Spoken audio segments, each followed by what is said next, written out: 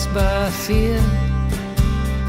I'm clutching you so tight, afraid to lose.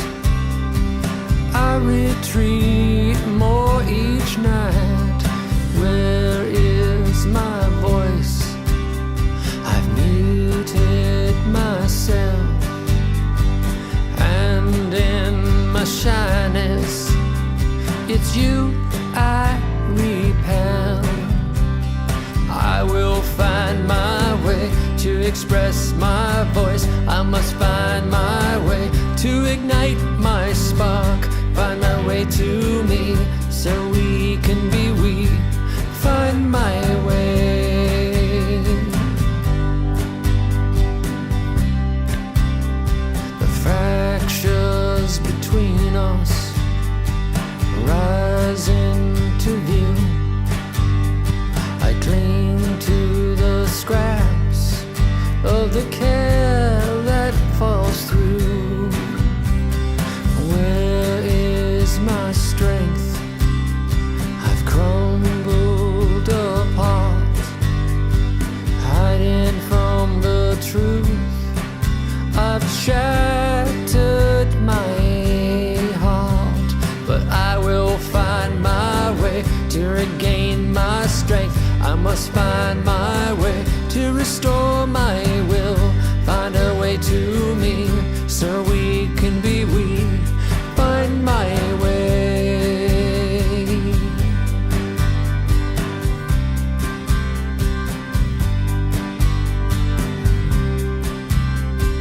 Here is this moment to take a chance, to go on alone or grow and advance.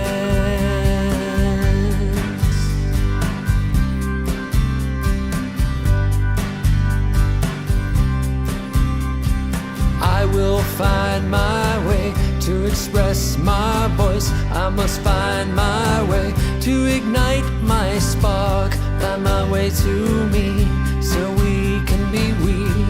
Find my way. I will find my way to regain my strength. I must find my way to restore my will. Find my way to me so we can be we. Find my way.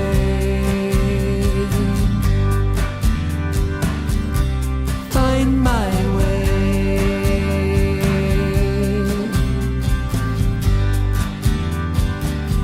I'll find my way.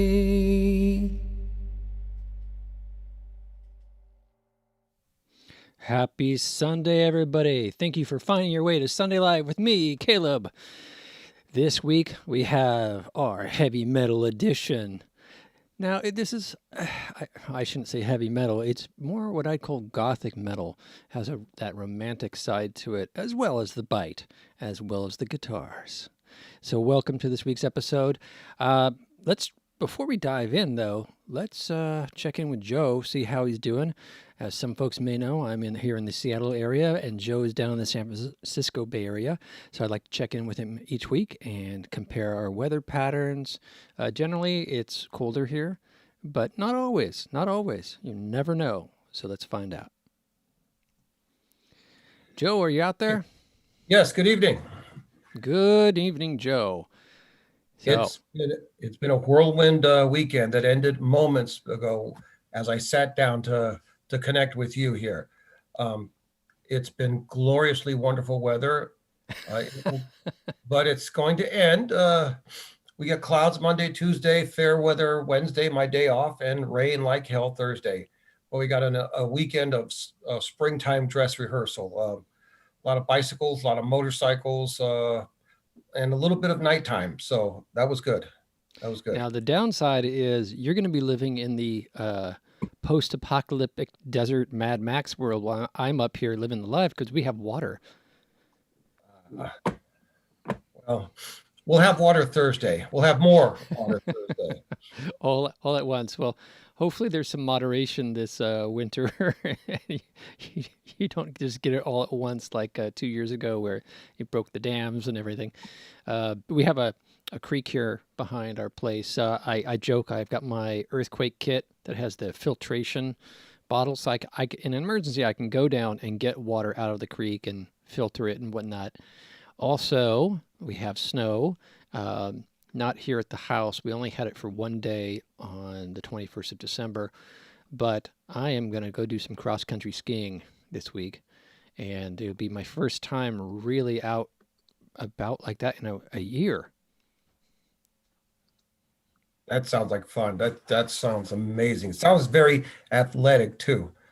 Something. Darn it. Well, I need it. I've got COVID lockdown fat that needs to get burned. Oh, I can relate. I can relate. Getting out and about on bicycles is where it's at for me. Getting up very early and going for an early ride before work, that's where it's at. So I haven't been confident riding in the cold.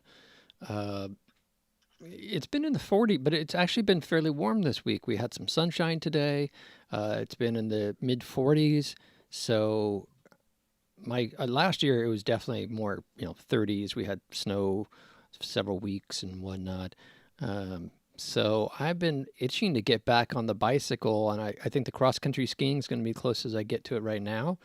But man, as soon as we get a warm day, I got to get on that bike and ride. I am so missing it.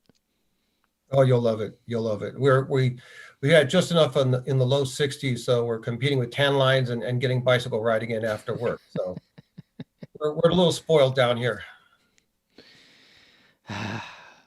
Well, I'm getting a lot done by having to be locked down and the winter aspect.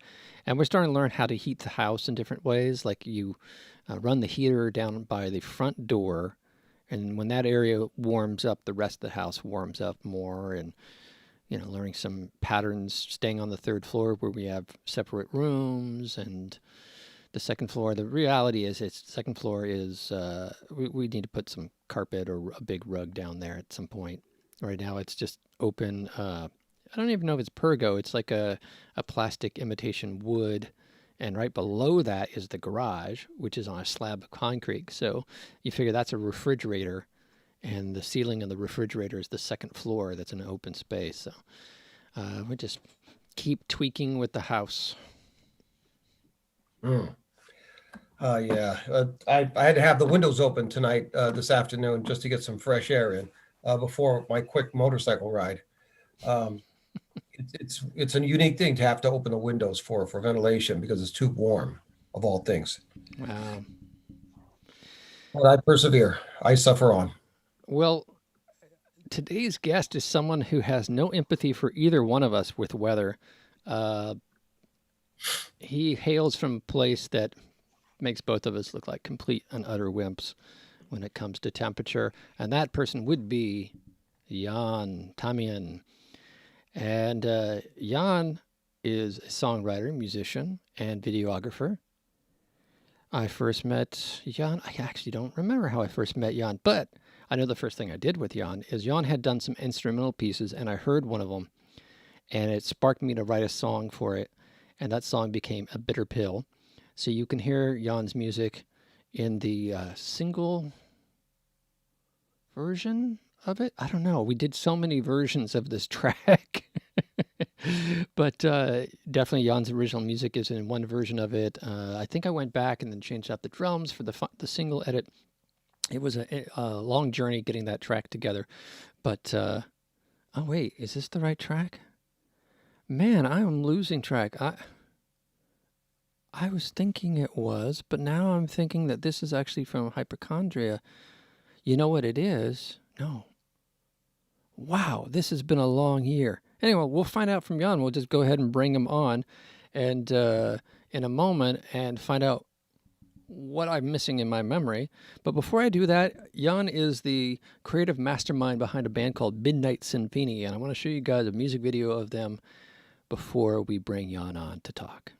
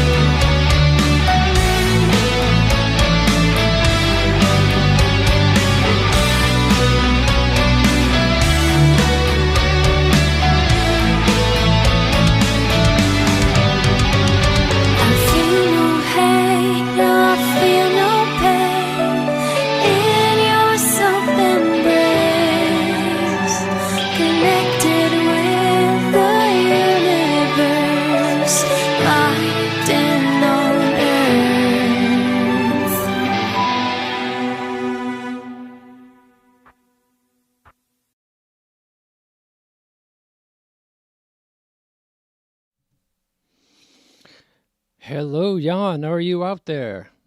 Hey, how you doing? Doing good. It was Dying Dreams. Dying Dreams. I That's didn't the even track. remember that. Man. I was just searching our old messages that we messaged at about like 2017, and that was the Dying Dreams. I can't see anything in these cool sunglasses. I wore my heavy metal outfit in your honor today, but now And it's time to put on pajamas.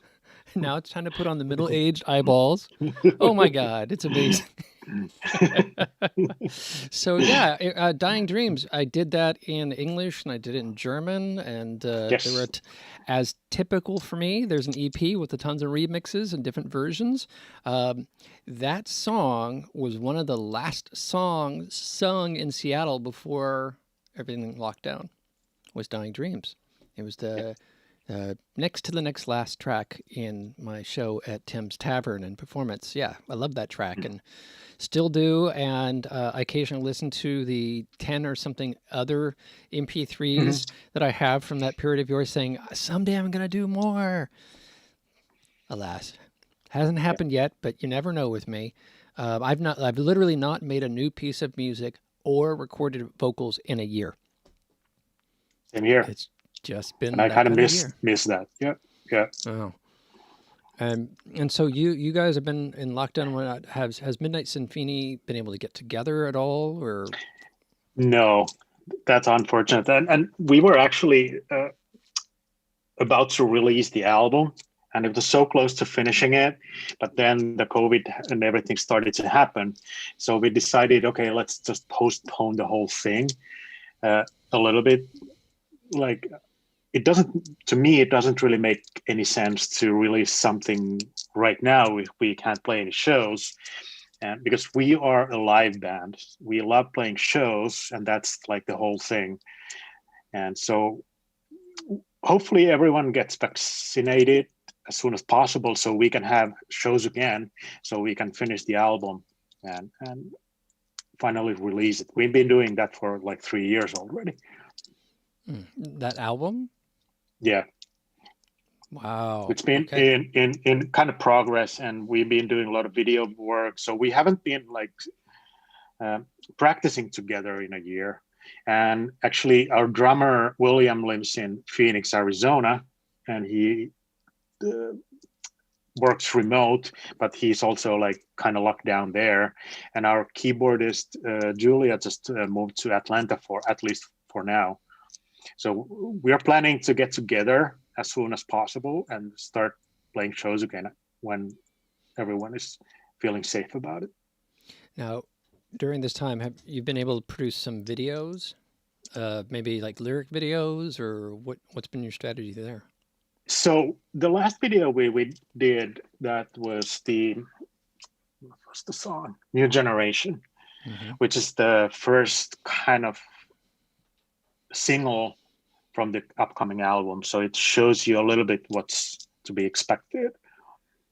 And we have a couple of other videos in progress, but I don't have the masters done yet. So they're not finished songs, but we're not in a hurry. We're uh, hoping to finish one video in next like a month or two. And then hopefully in 3 to 6 months, we have the album ready. I like to talk to folks that don't produce music and kind of give them an insight into the long process. You know, it's like a 3 year Mhm. process to do an album. You have the writing, you have to write material, then you have to record the material, then you got to mix it, and then mastering Mm-hmm. where you polish it all off before it ever Yeah. even drops in your hand, and you're able to then think about releasing it and promoting it.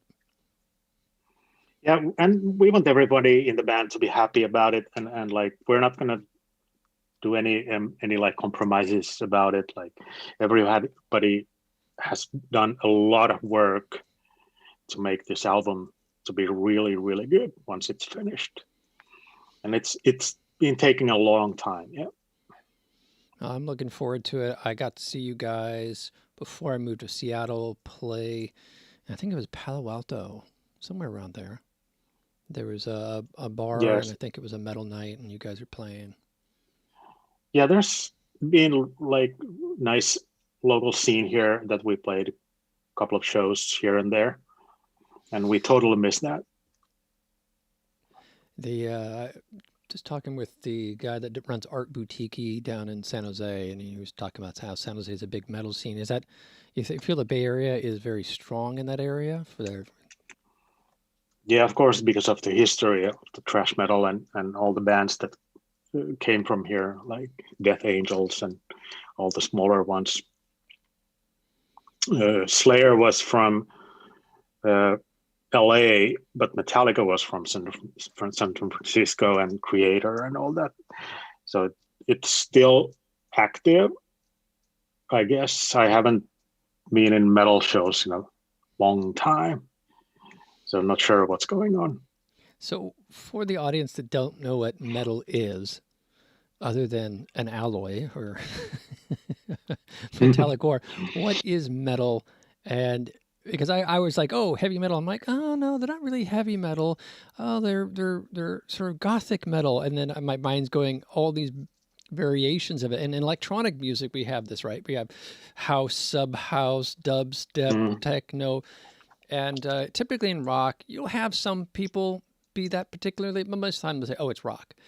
And but I think the metal scene, like the electronic scene, likes to give these elaborate descriptions and details to every genre and subgenre of metal. mm. Yeah, we don't really try to specify what we are. We have so many elements because everybody is bringing their own like point of view to the music. So I'm really heavy into like electronic music, and William has like he's more like a metalcore guy, and Sarah has definitely her own vocal and composing style. She's from Poland, and I'm trying to bring in the like the European, like the Scandinavian metal elements to it. And Julia is amazing, the best like female growler and keyboards that I've heard like almost ever. And Ozzy, our guitarist, he's from originally from somewhere in Russia, and he brings his own guitar playing style to the mix. So it's kind of like a mix of many different things. And I hope it sounds unique. Like we are trying to make music that sounds like us.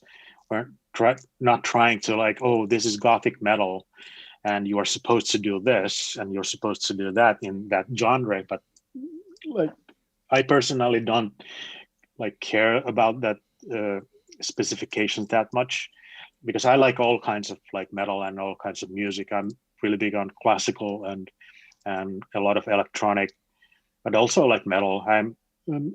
It depends on the mood and the day. I can listen to like Goa trance, and the next song can be Behemoth, like Polish black metal, and I have no problem with that. So there is a lot of like we kind of want to be something that you can approach easily. So we have a lot of pop elements, and if you remove the guitars from the songs, they're pretty pop music. In the end, it's about arrangement, how you do the things. But we like it heavy. Like everyone in the band loves metal, so we are like deep down, we are all metalheads. But we wanna like just. I love black metal, but I don't like playing black metal at all.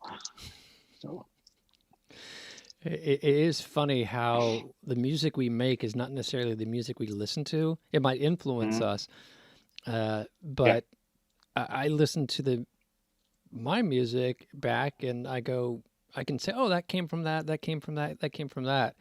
But if I Yeah. was to step back and say, what is it, and put it in a box, I'm not sure I could. So Yeah, you I also definitely have hear you. like a very wide like a variety. What you've been doing, you've been doing like a lot of albums uh, and materials. So you know.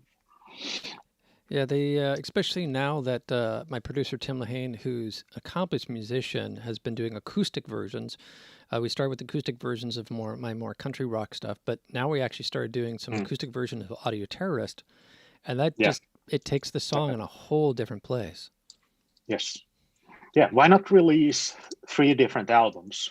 All the same songs, but in different genres, like country, acoustic, electronic, and metal versions. Yeah, why not? So that's something for everyone. So I look forward to the Zydeco Midnight Symphony album. Okay. You should check out the latest video we did. Like that will give you like a direction what we are going. Okay, cool. I think I have it. I definitely have New Generation in the list here today, and that's the one you're referring to, yeah? Yes. All right, cool. That is the latest. But before we get to that, I want to play Raven Queen, which was the first track of yours that I heard from Midnight Symphony.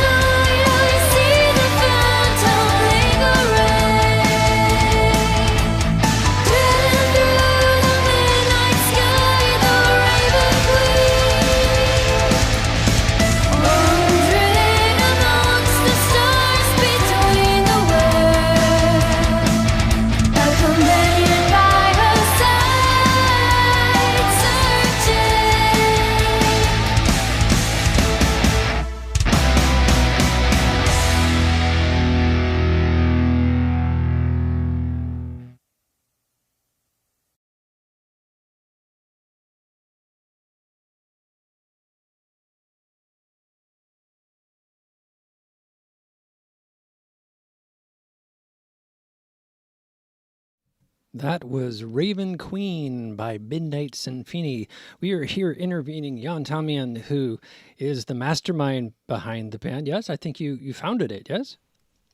Yeah, it's actually an old band. I started writing songs for the project back in Finland in already 2004, and we had like a small version of the band before I moved out of Finland permanently in 2005. So that was it, and I still had it in my mind when I moved to the Bay Area, and that was 4 years ago. Yeah, and I wanted to restart the whole project, and fortunately, I was able to find like uh, Sarah right away, and we started writing the songs, and everything came together.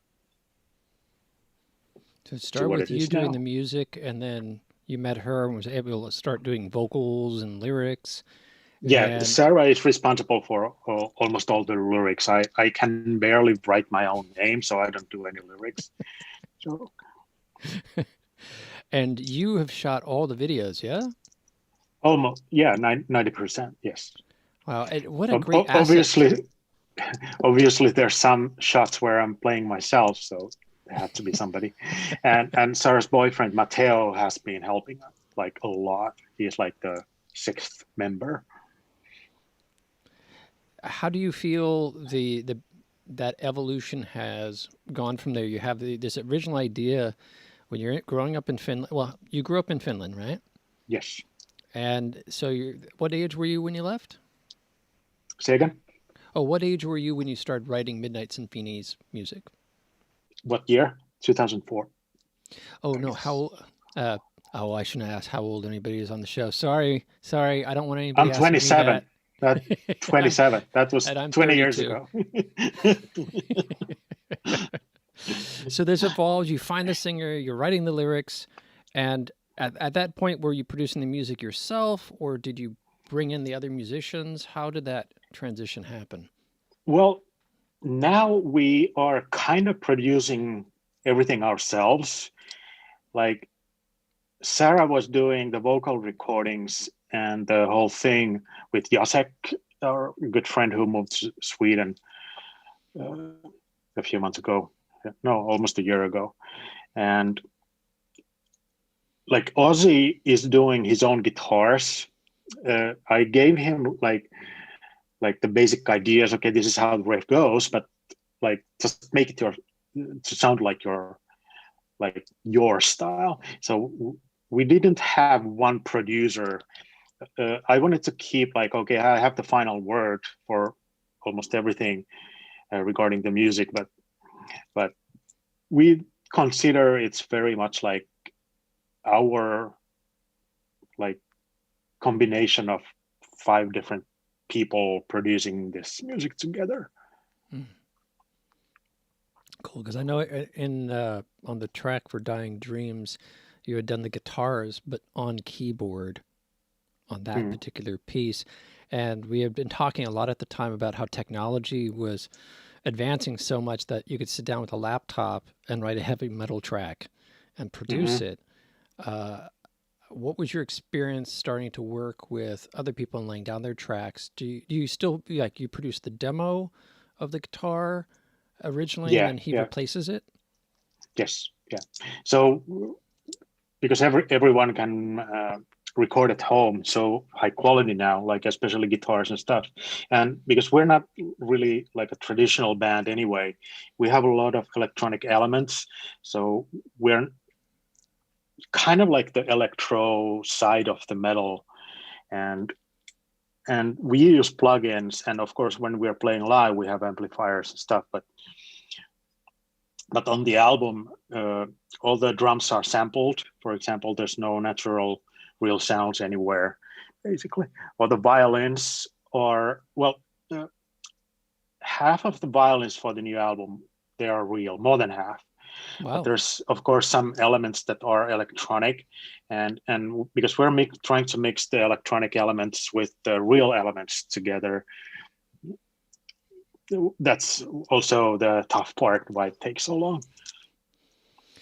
I remember an interview where Trent Reznor of Nine Inch Nails was saying he really hated maybe it was Soundgarden, Pearl Jam, I don't know, one of them, because he had just released an album that had taken him 3, 4, 5 maybe years to make, and they had gone in Mhm. the studio and recorded it in a week, the album, and released it. Yeah. It is a very different. So that's why I was asking the question about the sort of electronic studio process versus live musicians, and if Mhm. maybe as your band has matured and you guys have played with each other more, if it's now more of a live playing or still has that sort of building up from the electronic tracks first.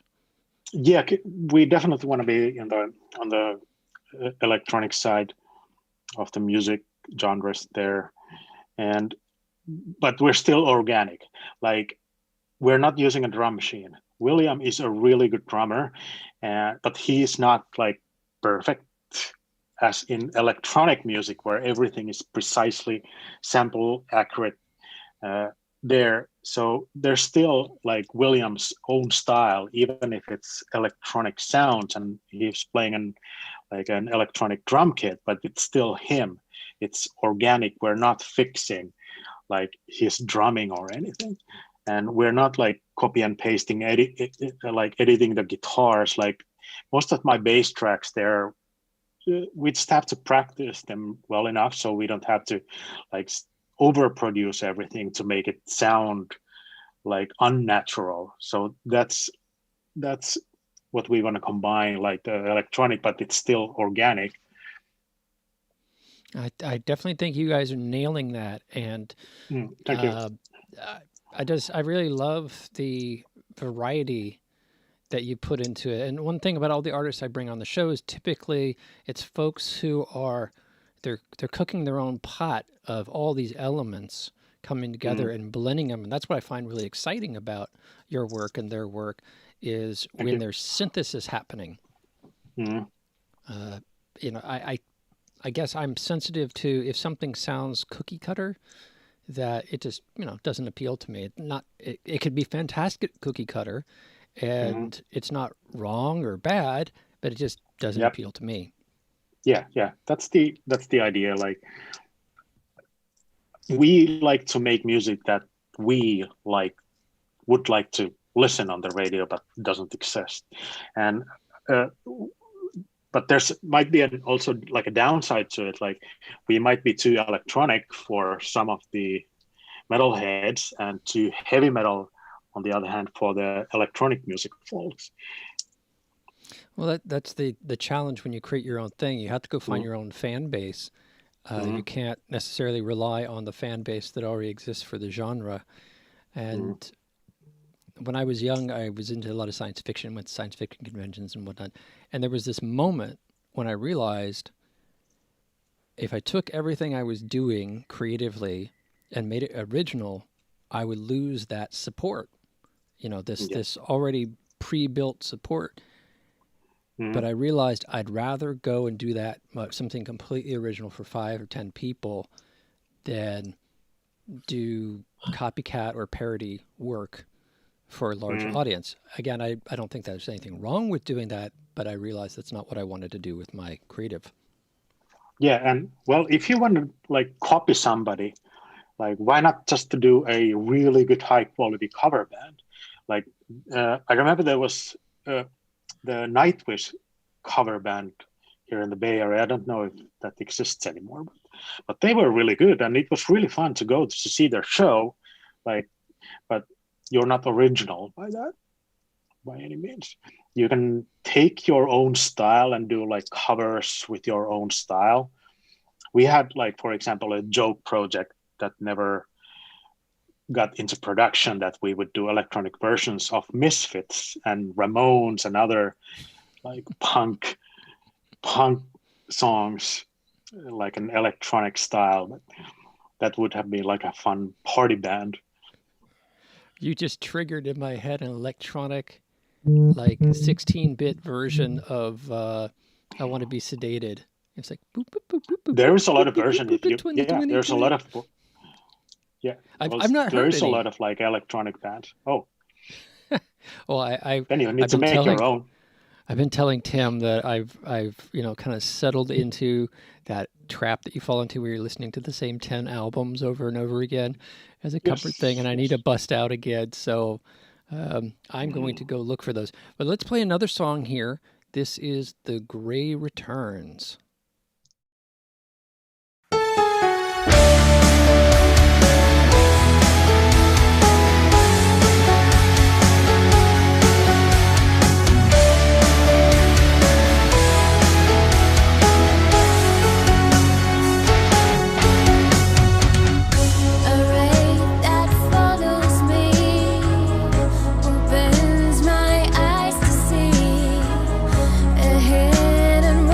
Comes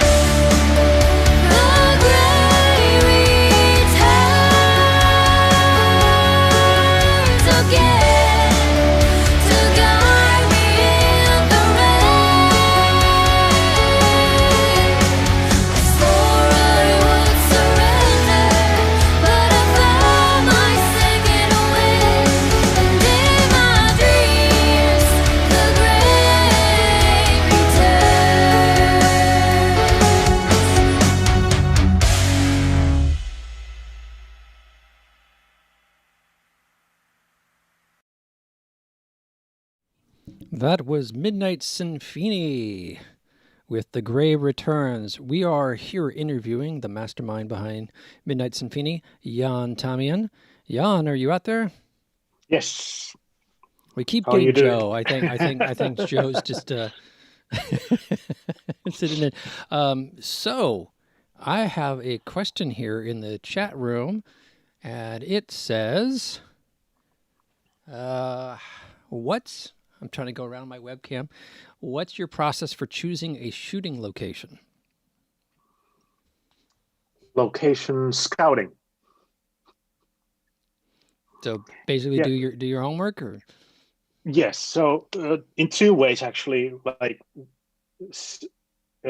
most of the visuals in the videos are also like from Sarah, and a lot of the ideas. Sarah has a lot of good ideas visually as well, and we might have some kind of like an idea. Okay, this is what we want, and then we try to find it, or like an open space. Or something that would be good for the shoot, or we see a cool location somewhere, like on our trips or hikes or whatever, and then we like, oh, actually, this location reminds me of this song, and hey, let's try to do something. Oh, so it sounds like along with the music, the visuals are a collaborative effort. You might do the first demo of the music, and you might shoot and edit and produce the videos, but this isn't just all the Jan show. Yeah. So, what was the song we did? A video that was like a 5-6 hour drive away on the way to Eureka. The huge bridge area, and we were thinking, okay, it's really far away and it's really hard to go there with all the people and the gear to shoot it, and is there anything like similar locally here? But once you saw that amazing riverbed with the old bridge and everything, that we just need to go up there and do whatever we have to, like, to get it done there. Nice. Can't fake it. In fact, that's, we could have scripted this because the next video is that video. Yes. So here's the video with the bridge.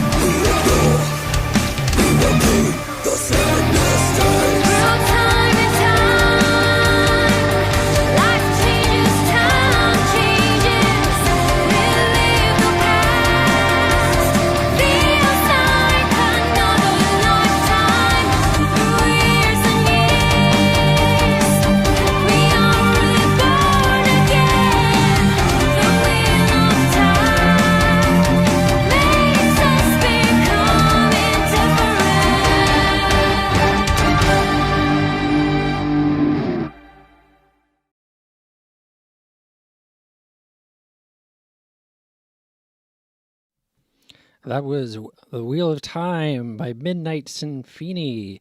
You're watching Sunday Live with me, Caleb, and I'm interviewing one of the masterminds behind Midnight Symphony, Jan Tamminen, who is here with us from the San Francisco Bay Area.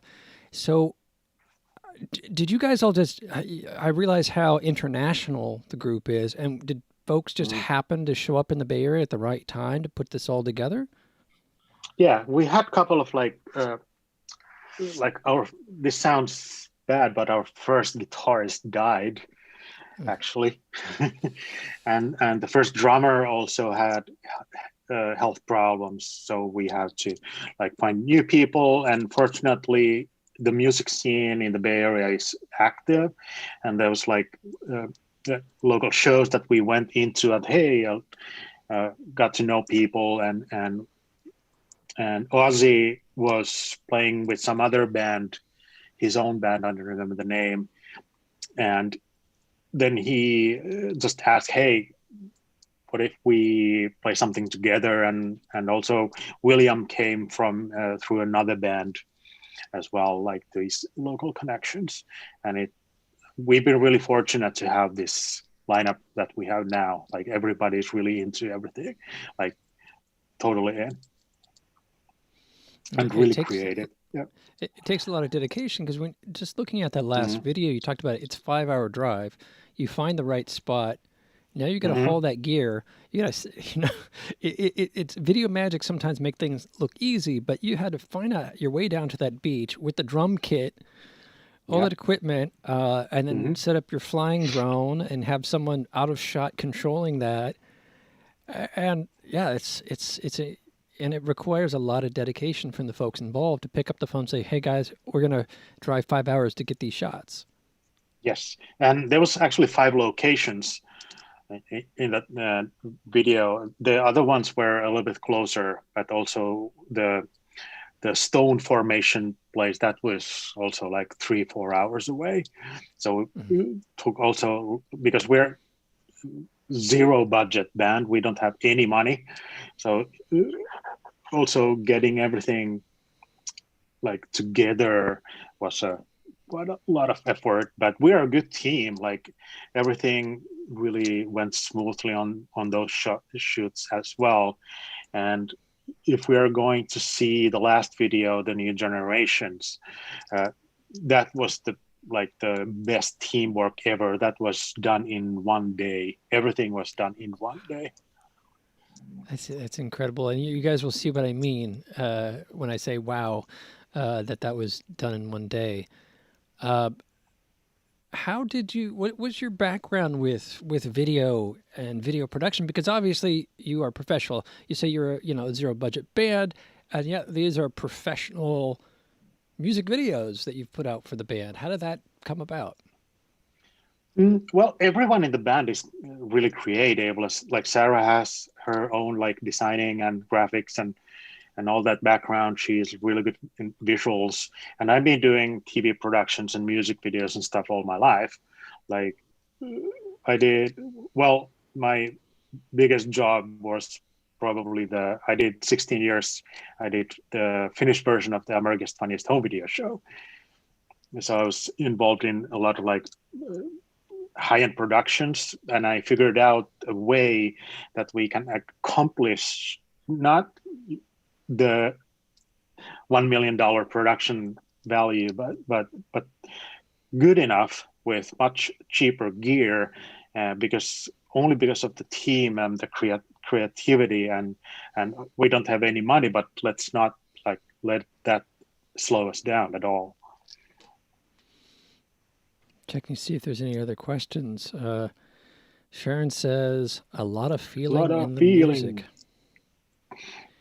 And I completely agree. You talked about the pop element in there, and it might, I don't know if it's considered a negative in the metal scene to have that element, but I think it's a real strength that you guys bring to it, in that I can say this is a metal band, but folks who might not like metal will like this, because it's passionate.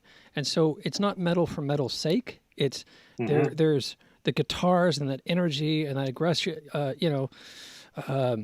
edge to it because it's passionate, not because Mm. it's noise for noise sake. Mm. And the funniest thing is, like when we played, what was the Fog Fest in Half Moon Bay?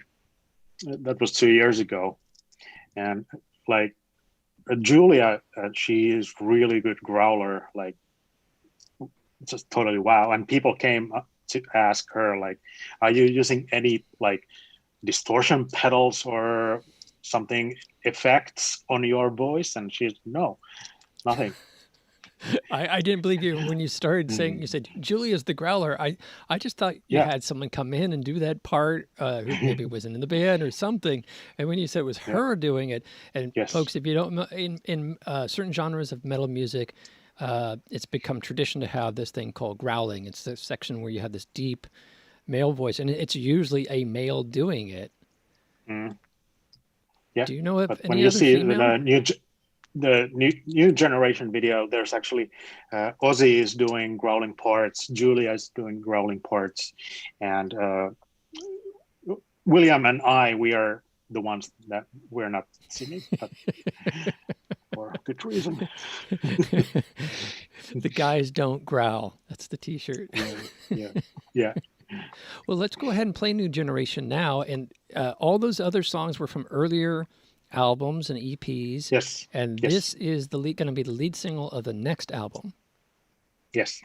All right. And this cool. was released a year ago or so. Yeah, I remember the video when the video came out, and I immediately was like, oh, different video style. Also, the music definitely sounds like it's from a different album. And, I was about to ask you about your thoughts between earlier albums and this one, but I think we should play the video, and we'll come back and talk about that and see what folks think. All right.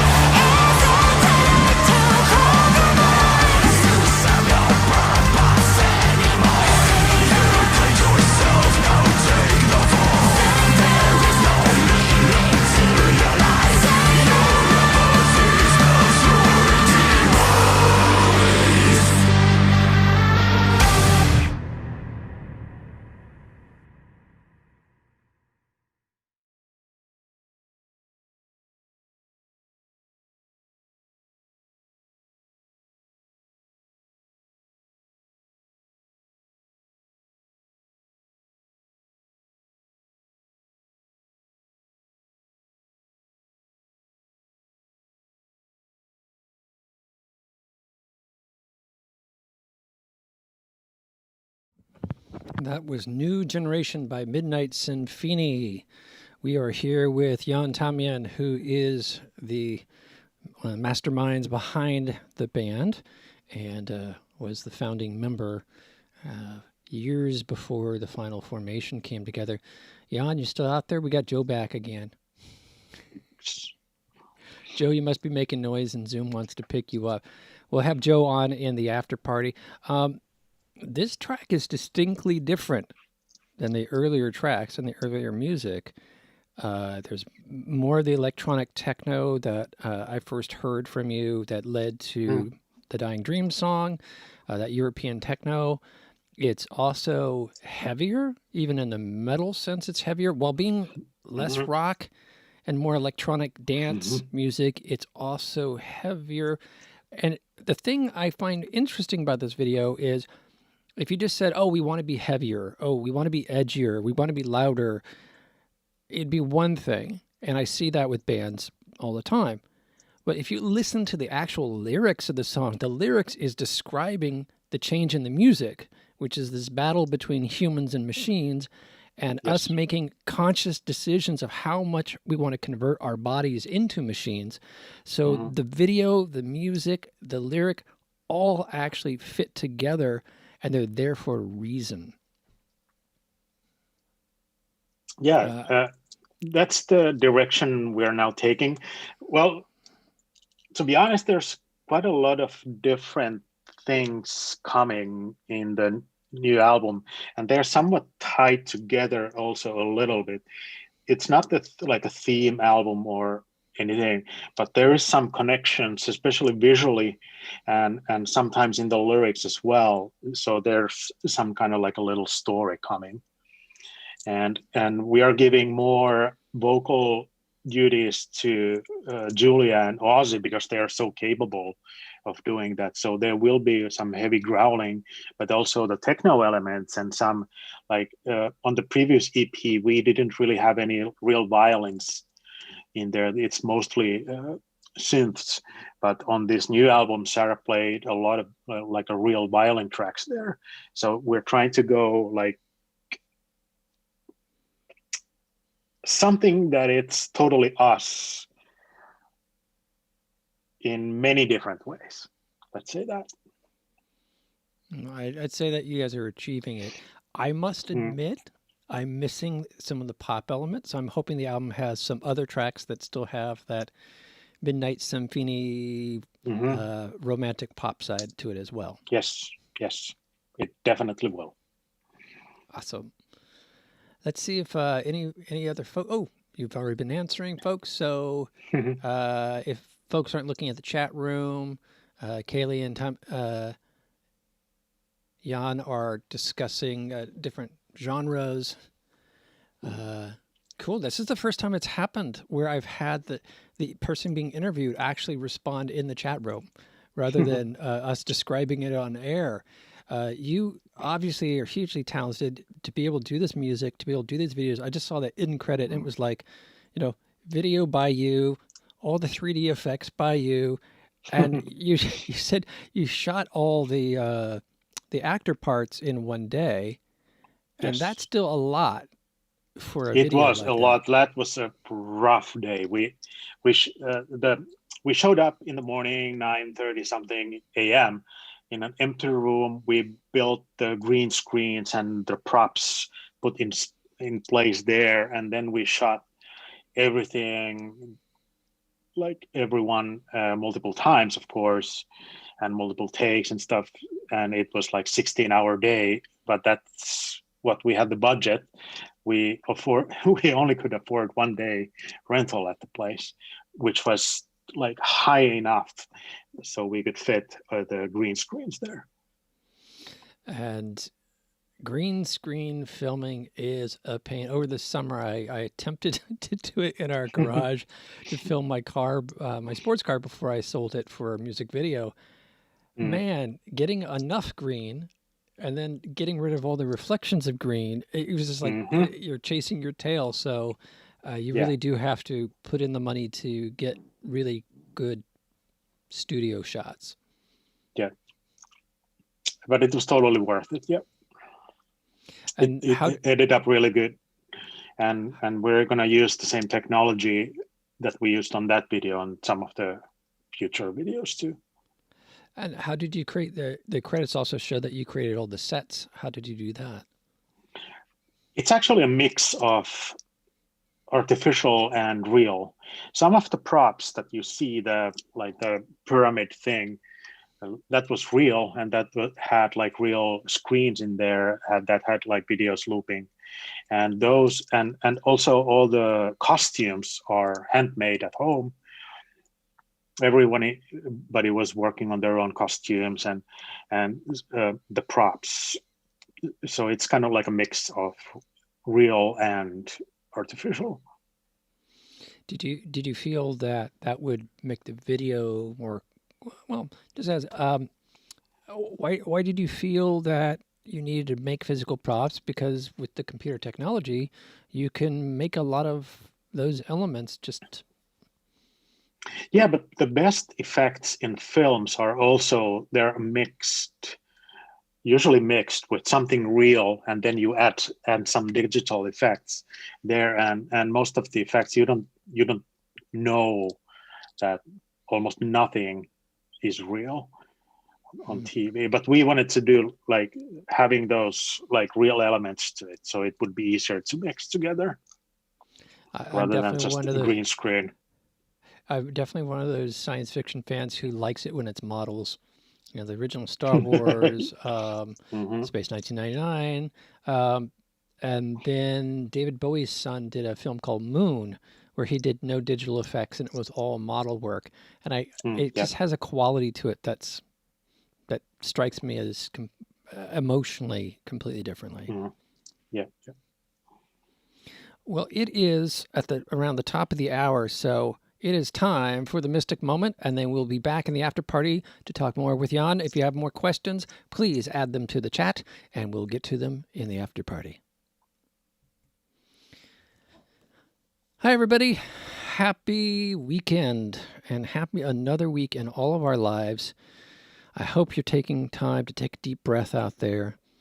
Think about some of the other mystic moments in previous weeks to expand your horizons, expanding yourself. This week we're talking with Jan Tamminen, who grew up originally in Finland and took those ideas, came to the United States, found other people from other places in the world, including the US, and put them together and has synthesized them into this thing called Midnight Symphony. Imagine if he had never left Finland, if he never stretched out to engage with other cultures. He wouldn't have met the people that he interacted with to make Midnight Symphony real. So the challenge I like to give you for this week is to find some way to explore another culture for the next 7 days. Could be you've never watched British television. Go watch British television. We have cable, and I will be channel surfing, and I'll watch the Japanese news, the Israeli news, French news, German news. If you're just watching American news stations, you are looking down the opposite end of a telescope. 4% of the world population, and if that's all that you're looking at, and then you're dividing the 4% of the world population into a smaller group because you only watch this one network or this one channel, I beg you to widen that scope and turn the telescope around rather than using it as a microscope. Use it to look at the cosmos or certainly the diversity of the human species on the planet, because the technology is there. It's pure laziness on our part. Okay, I'm being harsh this week because it's streaming right in. If you have cable, you can be getting perspectives from all over the world and planet, and not just news, but foods and traditions, and get a sense of how geography creates mindsets and the way someone builds something, the way someone thinks about something, the way someone approaches a problem. And when you do that, you will find that you will expand your tool set that you have yourself for finding your own ways of doing things and your own ways of solving problems. And suddenly something that looked like a wall can turn into a door. Thank you, everybody, for tuning in this week, and stay safe out there. We are going to the after party where we'll talk to Jan about some other things beyond Midnight Symphony. Stay tuned.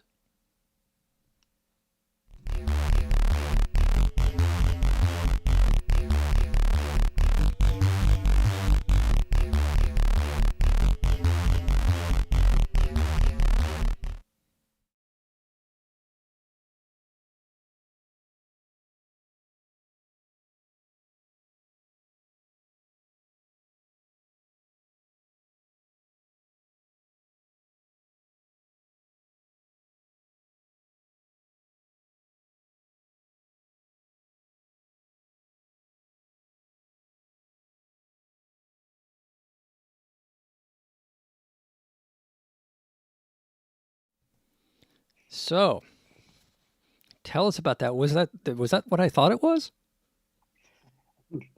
That is a mobile sauna. Okay, a mobile sauna. Think about this, folks. Yes. It has V8 engine. No, was it V10 engine? It has electric stove. It has a wood burning stove inside the car. A wood And it burning goes stove to- inside the car. How many Fahrenheit is 100 Celsius? 211? When No, the water starts boil. boiling. Yeah, 211's water starts to boil, but now we're talking about That's burning the wood. temperature. That's the temperature inside the sauna. Oh, geez. So you're driving around this 10-cylinder small bus. Yes. It's 200 degrees inside the sauna, and you're burning wood. What could go wrong? Nothing could go wrong. And this is a dry sauna. Or you Uh, also have water. Water. There's a shower. Wait a minute. In that bus, there's a... There's a shower. Yes. Okay. So you have... Yeah, it has the 50-gallon freshwater tank for shower and throwing water to the on the stones, and also a gray water tank. Okay, gray water is sort of, you don't want to drink it. Nope. How did you, I mean, I look at that bus and I remember hearing, we're going to do the sauna bus. I said, oh, how do you get on the sauna bus? You have to be Finnish.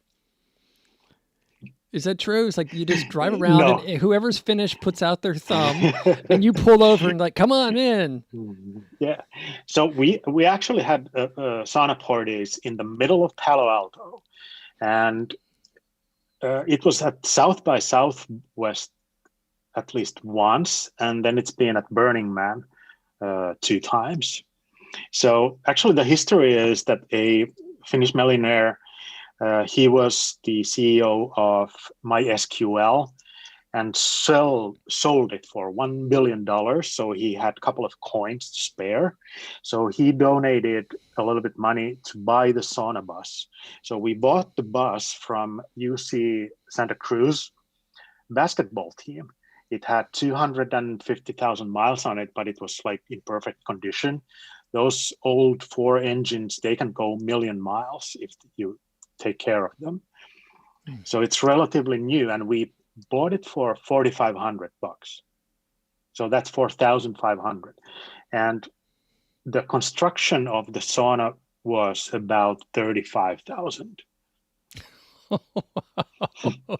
I can imagine making all that work. So bus, yeah, so about $4,000 and 30 some grand of wood and pipes yes. and stove and Mm-hmm. Yes. how do because I'm thinking in a contained room, but in a vehicle, there must be like emissions management. Like, oh, of course, yeah. It's properly yourself. done. Yeah. Yeah, Now, it's done by a professional sauna maker in Eureka, actually. Now, tell us a little brief history of the Finnish and their saunas. Well, it's very well. Back in the day, actually, women tend to give birth inside a sauna. Not, of course, 200 degrees, but like warmer. And it's really good for relaxation. It gets your blood boiling. No, just kidding. And on the winter time, it's very common to have a sauna once a week, and then you go swim in the snow, or you make a hole in the lake and you go swim in the ice lake, and then you go back to the sauna. Yep. I love that part of the story because as a Californian born and raised, we think, oh, they have saunas there because Finland is freaking cold. It's like Alaska. Yes. And so in the winter, you want to have a place where you can go and warm up. But you guys go and warm up, and then you freeze your ass in the lake and do it again. Yes. If you know Tim Ferriss, he likes to do that. Wow. Like having a hot sauna, and it's really healthy for you, like super healthy. Did you ever go to the Banya in San Francisco? Yeah, I've been Russian. There. Yeah. So I had gone there, and the first time I went, I paid for like the day membership where they give you the tour and the different baths and whatnot. And yeah, they had their cold plunge, and I got to my ankles, and it was so uncomfortable. I could not go further, so I can't imagine. Yeah. It's hilarious. The sauna bus has some fame here, like underground fame in tech. It's being rented by some like Google people and other like tech companies for their like employees. So they might have like before COVID, they had like an outdoor day where the company goes to the beach. They have a surf lesson there, and then they go to sauna, and then they have dinner together. And also, if there's been a kind of like a rule, if you are Finn or Scandinavian, you can borrow the sauna for free, maybe $20, $50 for the gas or something. But that it's been really popular in here, and I've been taking it all the way to San Diego, where some rich folks wanna, hey, let's rent the sauna, and then we just take the bus there and they pay for it, but it's usually free. Now, did you ever coordinate that with the band? It'd be like, oh, we got to take the sauna bus down to San Diego. Let's do a gig down there. Yeah, you could fit the gear in. Oh, into the sauna when it's cooled down. You put all the gear in, then pull it out, have it ready for the show, and then go do the sauna. Have a sauna. Yeah. I was more thinking of like, getting those companies to pay for the band to tour. Not so much that you would have a sauna before your gig or after your gig, but it was more like, if Google wants to pay you to come by, you're like, hey guys, let's do, they're going to pay us X amount of money to take the sauna bus to San Diego. That will help cover costs. We can go down and do play a show or something like that. Yeah. And funny story about the sauna bus. It was at South by Southwest. It was somewhere in the middle in the city, and I don't remember which company was having like a sauna event when first the fire department comes in. Hey, what's going on in here? Oh, you have an open fire inside a sauna, and where's the exit sign? Oh, there wasn't exit sign, but that was their only complaint, and they were fine. Like, wow, that's a really good idea. And finally we got the exit signs in place, and there's like everything is by the book, so it's totally safe, and emergency exits and everything out there. And I remember there was a spare the air or something in effect at Ocean Beach, where you usually can have the bonfires, right? And it was somebody's birthday. They wanted to rent a sauna there. And okay, people go to surf and have the bonfire and make some dinner, to do some barbecue there and have a sauna. But it was spare the air. Well, they decided to lit up the fire anyway. So the police comes and, hey, you need to shut down the fire pit.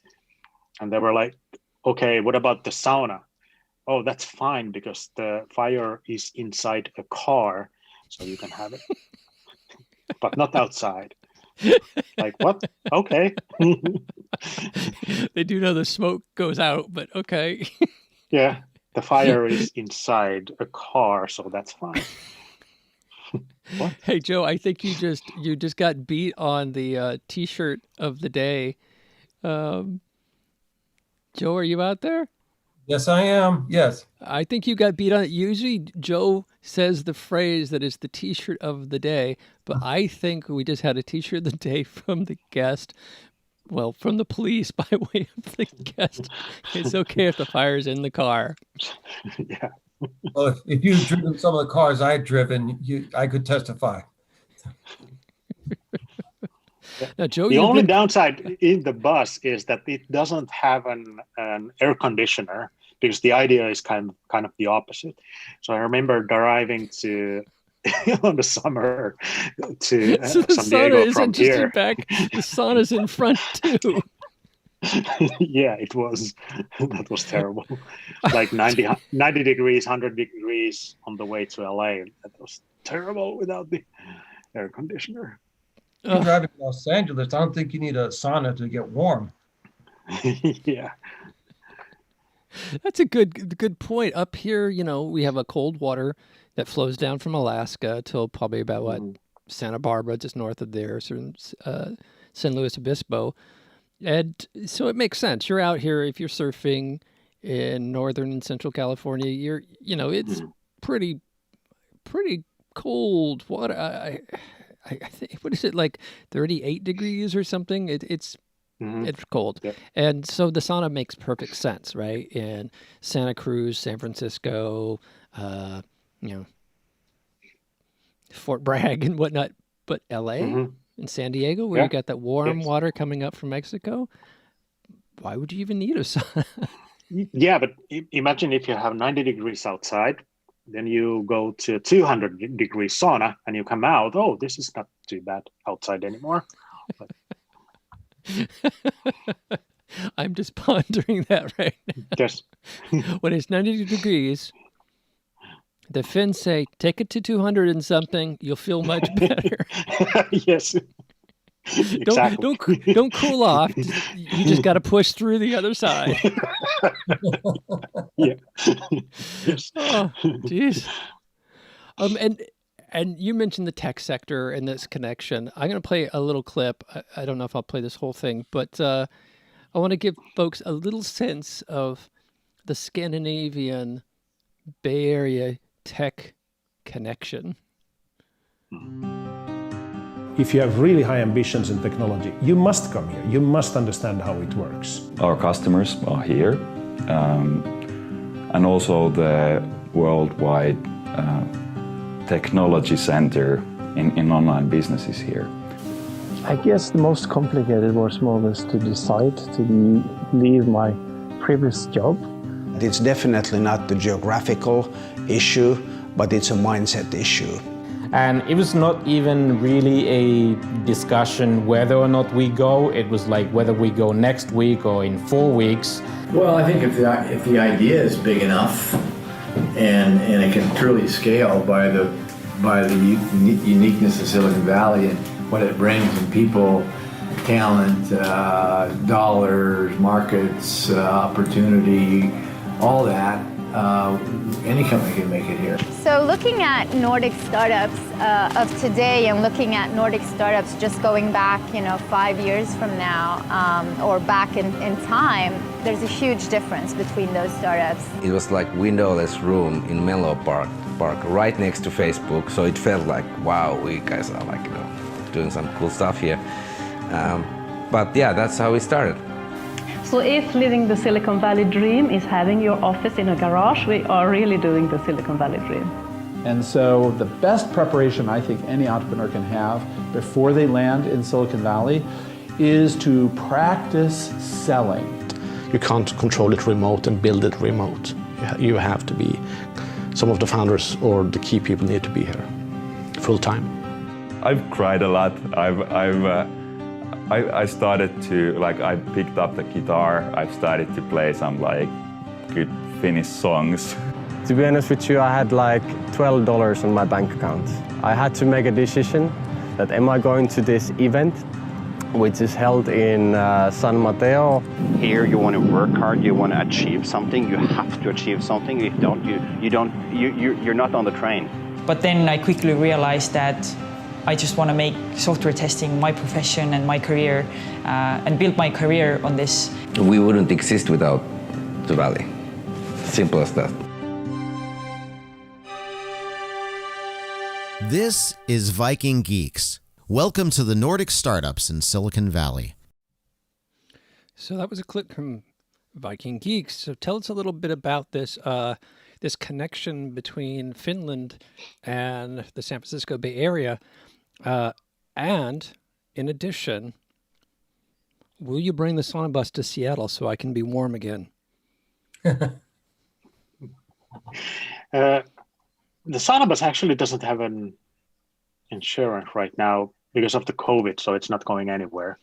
And we figured we're going to have like next time somebody actually wants to get it, it's probably not going to happen this year either. Let's see. So I can't take it up there. But yeah, there's a big connection between the Bay Area and Finnish tech.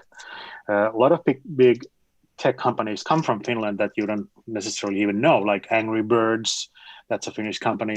And if you know the game, the Clash of Clans, I guess, that company is also from Finland, and that's one of the most like grossing games on the iOS, at least. A lot of security companies come from Finland, and of course Nokia has been very like dominant was dominant in the mobile phone areas back in the day. Not too much anymore, but still many people own and might still use the Nokia phones. And Indestructible, the one, and also what else is? Yeah, so the ex-Nokia people who were transferred to the States because they had a lot of people in San Diego. That was their like microchip department. And they still have the Bell Labs in Sunnyvale. And my friend is running it there. And the ex-employees, they didn't go back to Europe. They decided to stay and start new companies. Now, let's see, HTML, right? Was he Finnish or Norwegian? Finnish, right? What? The guy who created HTML. No. Oh, okay. But the SQL database company, that was a Finnish CEO. SQL. I could swear. But it's also, I think it's Swedish originally. Swedish HTML? Yeah. I knew he was Scandinavian. Yeah. Well, text messaging is a Finnish innovation. And also, if you use Slack, it's based basically on IRC, Internet Relay Protocol. So Internet Relay Chat. So that's also a Finnish innovation, 1996 or so. In the U.S. growing up, we'd always hear about Sweden or Norway because it was a part of the Western NATO side of the Cold War. And we did not hear much about Finland. So I think Finland doesn't get as much recognition. People have heard of Finland, but they don't have as much of a sense of it. And it's one reason why I wanted to ask you some of these questions about the tech connection.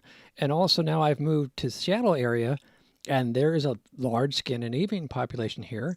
And last year I did my first cross-country skiing lessons. And this week we're going to go cross-country skiing. There's a lot of different places up here because of the climate similarity. Yeah, a lot of Finns moved 200 years ago or so to Astoria area. I was there recently. I actually went to Seattle Symphony on, was it like April or May?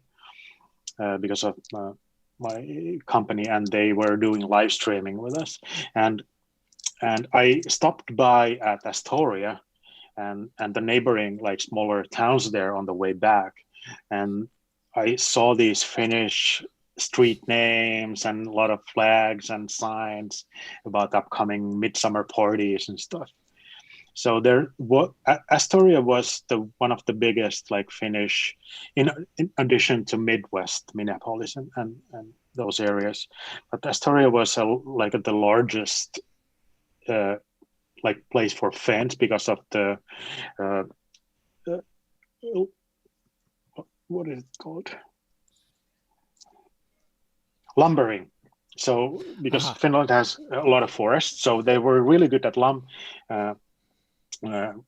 anything related to woods, and also blacksmiths and gunsmiths. So there was a lot of gunsmiths and blacksmiths and lumber labor that was needed in there. So a lot of Finns went there, but that was long ago, and I think the native, like Finnish-speaking population is now second or third generation, so they not necessarily speak Finnish anymore. But I'm sure the cultural stamp is here. There's not only Finnish, but Norwegian, Swedish, yes. the hospital chain here, that's Nordic. And again, it's like when we're like, oh, we should do some cross-country skiing. And we looked it up. It was like, oh, there's tons of places around here to do cross-country. Yeah, and also Nordic walking is also well known if you don't have snow. What is Nordic walking? Well, it's basically cross-country skiing without the skis. So you have the poles, but you just like walk, and it's much more like healthier. And if you do a 2-mile walk, try with the poles. It makes a huge difference. It's one of the best core like training that I know. Okay, I've seen people hiking with the poles, and I never knew what that was about. Yeah, it makes think sense about because it you're as you're skiing. working your body. Yeah. Okay. So And the same rhythm when you're like skiing. Try to do the same with walking. Okay, so it's not just helping me crawl up the hill because I feel like I'm going to die. Yes, it's that too. At our age. All right, Nordic walking. I'll take that up. I assume I have to get different poles than my cross-country ski poles. Slightly shorter, yes. And I will try that because there was a hill we went hiking. We've done 2 big hikes since lockdown. Just minimize. We go further out where less people are and stuff. And one of them, man, it was killing me. That climb was killing me. And here comes this older couple, and they had the poles. And I thought, that'd be great because I could pull myself up the mountain. Yeah. But I imagine it's a heck of an arm workout. Yes. All right. That's how I'm going to recover my biceps post-COVID. I will tell my wife to put those in the Amazon in basket for purchase. I have a couple videos. Do you have some time to stay a little overtime today? Sure. Those are cut off because we have 2 more videos that I would like to put in here for folks. And I see, let's see. Chat room, anything else? It's interesting because the chat room in Facebook is showing different stuff than I'm seeing from Facebook in OBS. And oh, cool. Any other questions for Jan about the band, about Finnish culture? It's again, I find that it's like this sort of hidden spot in the American mind, and as a tech person, it's like Finnish. It's like, why do you think? I understand logging, being in the snow, gunsmithery. Hey, you have a complete open border with Russia. Who wouldn't want to have guns to protect yourself? That's the only reason why Finland is Finland, right? It's kind of smaller on the Swedish, Norwegian side, but on the Russian side, it's just like open forest. So that all makes sense. Why did technology take off in Finland? That I don't know. Like, maybe there's just people that have nothing else to do during the winter time when it's totally dark. You make metal, or you drink, or you figure out some cool tech. Maybe that's the secret sauce.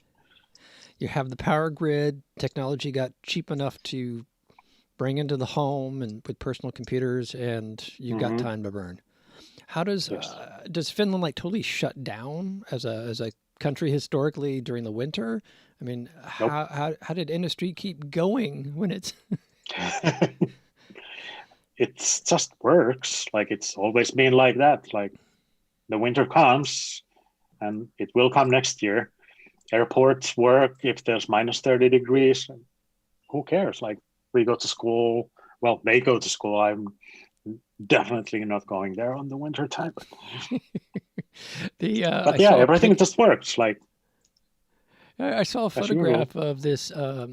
It was probably like a high school, and the place is totally snowed in, middle of winter, and there's a bike rack full of bikes.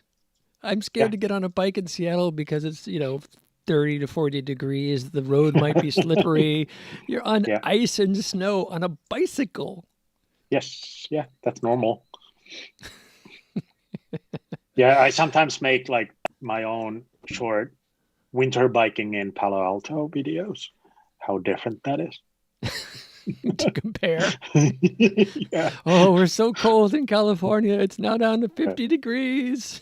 Yes. And no empathy. Yes. I want to show another aspect of your video work. This is, since we were talking about the new generation, the technology, and your work was in television in Finland and the technology that came out of that, and how that feeds into the Midnight Symphony visualization. This is a slightly different set of technology, but one that I think more and more, due to COVID, is actually getting more traction. For decades, we talked about it in tech, and it never really happened. And this is a little example of 360 in 2D.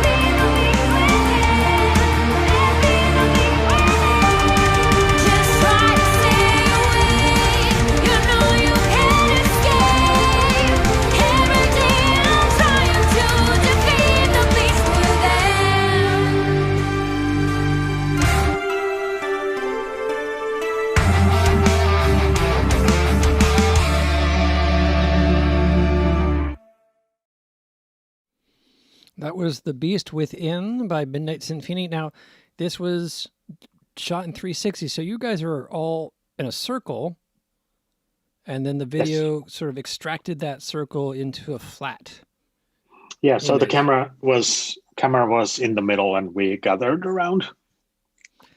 So and when I first saw this video, I thought it was one of these COVID videos where it was actually 4 different rooms, and then all of a sudden I realized, oh no, it's not 4 different rooms; it's one room. Yeah, and it was the first like 360 test we did, and we haven't done them since then. And actually, the new generation music video, none of us had done that before, and we didn't. None of us had done that 360 before as well, so it was really fun to do, and it's only one take. There's no editing, and the best part is that you can just like, if you're watching it with like a headset on a Google Cardboard or something, that you can actually like look around in the room. That's the fun part of it. So it was shot in a way that you can actually do a 360, watch it in 360. Yes. So folks, what we're talking about here is this sort of virtual reality technology was kicking around in the 90s. Oh, we're going to all wear these headgears and have these virtual reality spaces. And I remember being taken over, I think Mike Jennings took me over to a friend of his place, and she had this whole rig where she was just sitting in her chair and she was programming in 360 and virtual space and all this stuff. And then it just never seemed to happen. And we've been wondering in the Balanced Breakfast group how much COVID will sort of finally make that an everyday item. I know Oculus was popular before COVID, and when I was in Paris, they actually had a I don't know, was it Oculus or one of them? Anyhow, my friend Eric had showed me some of the stuff he had done with Artmatic and Metascent and these virtual spaces, and had me in the middle of the room with the 2 paddles. And then I went bike riding, and there was a whole sort of like arcade, and you would go in. It was all based on that technology. And then COVID happened. And I'm like, wow, virtual reality right now could take off. And in some ways, Zoom has brought virtual meetings into the masses. Do you think that 3D reality or a 3D video such as this is more watchable today, or that COVID will push the technology forward, or is that always just going to be kind of a niche thing? I think it's going to be hybrid in the future. So if you think about like live shows and live events, the basic show, if you're on stage, you definitely don't want to play to nothing. There's always been like these radio studio shows where a band go in the studio and they play, and there's no audience, but it's still a show, and you just have to think about it a little bit differently. But if you're playing a real show, you definitely want to have the audience there to get the energy from and the interaction. And then there's, okay, if you can't go to a show, what is the next best thing? And definitely the COVID, because it shut down all the shows, so now everything is live streamed or recorded, and everything is virtual. And I think for the artists, the challenge is, can you like create that magic that you create on stage? Can you create that with an actual audience, or do you really want to see them on monitors or something? And I've seen a couple of like live streams where the band is not focused on playing for the cameras either. They are getting together and having their own band energy just for themselves. So it's like a different mindset. You're not playing to anyone else, but as a group, as a family, as a band. And that gets streamed. And then there's these shows that like there's a place in Pacifica, Longboard Margarita Bar, where they have shows without any audience, but they're performing to the cameras. But it's kind of like weird because you have this bar, stage and everything, but it's empty. So you really need to like use your imagination, I guess. And then there's these new shows that happen totally in virtual reality or totally online. There's nothing like real to it other than but it's mostly DJs and these solo artists that have been doing those like motion capture suits and stuff. But I think that will be a big thing. And somebody was saying that the virtual shows can be bigger than the shows in real life in like 5-6 years, that the business is going kind of like a hybrid where the venue experience is like a VIP experience that I'm like willing to pay more if venues operating like 50% capacity or less. So they have limits, but you can actually have like hundreds of thousands or millions of viewers online and getting like pay-per-view shows where you sell tickets to the online show, but the VIP experience is the actual venue. Got it. And that's what I think. And I am trying to think, how would I like to see like bands playing? Is the virtual experience enough for me, or should it be done in totally different way when everybody enjoys it? Like as an artist, like I love to play live. I don't care about like sitting at home and just playing myself. It's about being with the band and playing together. It can be just us. If you have a good chemistry in the band and it's not a job that, oh, I have to go play bass again tonight, like, okay, but it's for the rent. If it's your passion, you will find a way to do it. And also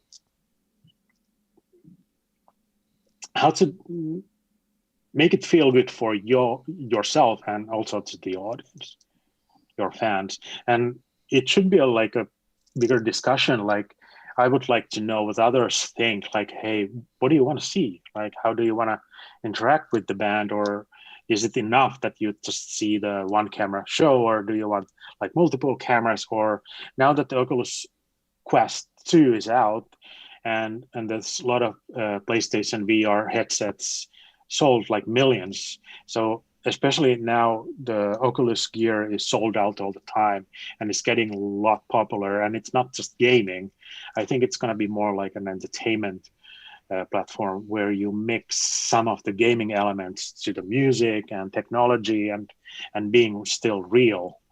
And I think a lot of people are trying to figure out what's the best way, not only to perform, but how to make a living out of it.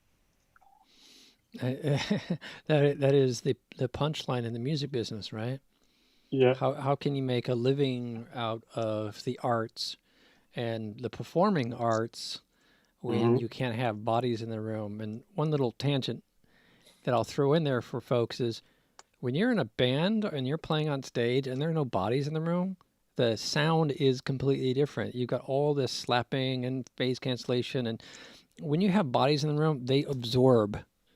Yes. And so it's that beyond just the feeling of them yelling or responding to what you're doing, just literally the music sounds different in an empty room, and it can cause you to kind of feel that's weird. the challenge. It just feels weird, and then that affects how you're performing, and it kind of feeds back on itself. I wonder if there's people out there, artists, DJs, solo artists, or bands, would they be interested like having a location or multiple locations around the West Coast? Like, because I've been thinking about this, like there should be like a dedicated like streaming studios instead. Like if there's rehearsal studios where you anyway go to practice, why not equip them with good enough cameras and good enough sound, because if you go practice, you probably want to sound good in the practice room, right? Mm-hmm. That would be a perfect location basically to do the live streaming. So it's small, intimate, and you're just with the band there and you're streaming that out. And I haven't seen any like studios doing that. I wonder if there's would be like interest to do it. And also the VR things, like people have been doing these avatar shows in different gaming platforms like Roblox and whatnot. Like, how could you do that easily without all that production stuff? Mm. What do you think? Like, would there be demand for like places that you could rent, just like you rent a rehearsal studio on an hourly basis? I think it will be depending on the culture. So when I living most of my life in the San Francisco Bay Area, I would have said yes. Moving to Seattle, what I learned very quickly up here was folks were, it wasn't that they weren't tech savvy, but they weren't focused on being online or using the technology the way I was used to.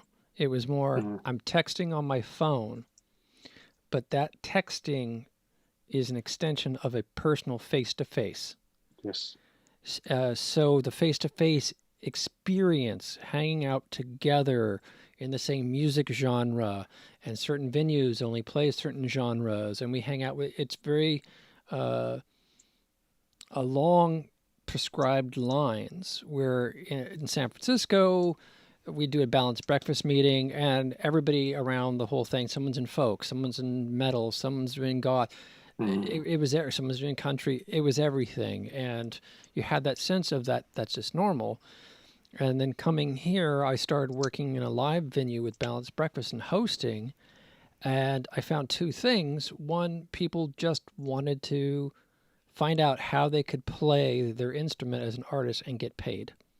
You know, even if it was in recording, it still was from a mindset of going to a live venue, playing, and someone gives you money at the end. So that's the culture here, is of live playing.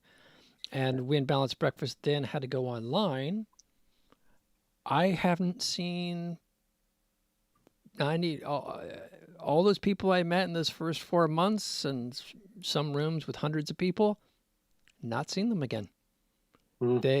Zoom is available. Balanced Breakfast is available. We bring in an attorney that will tell you about how to do all the legal stuff, and he's going to do it for free. You're going to get free attorney advice.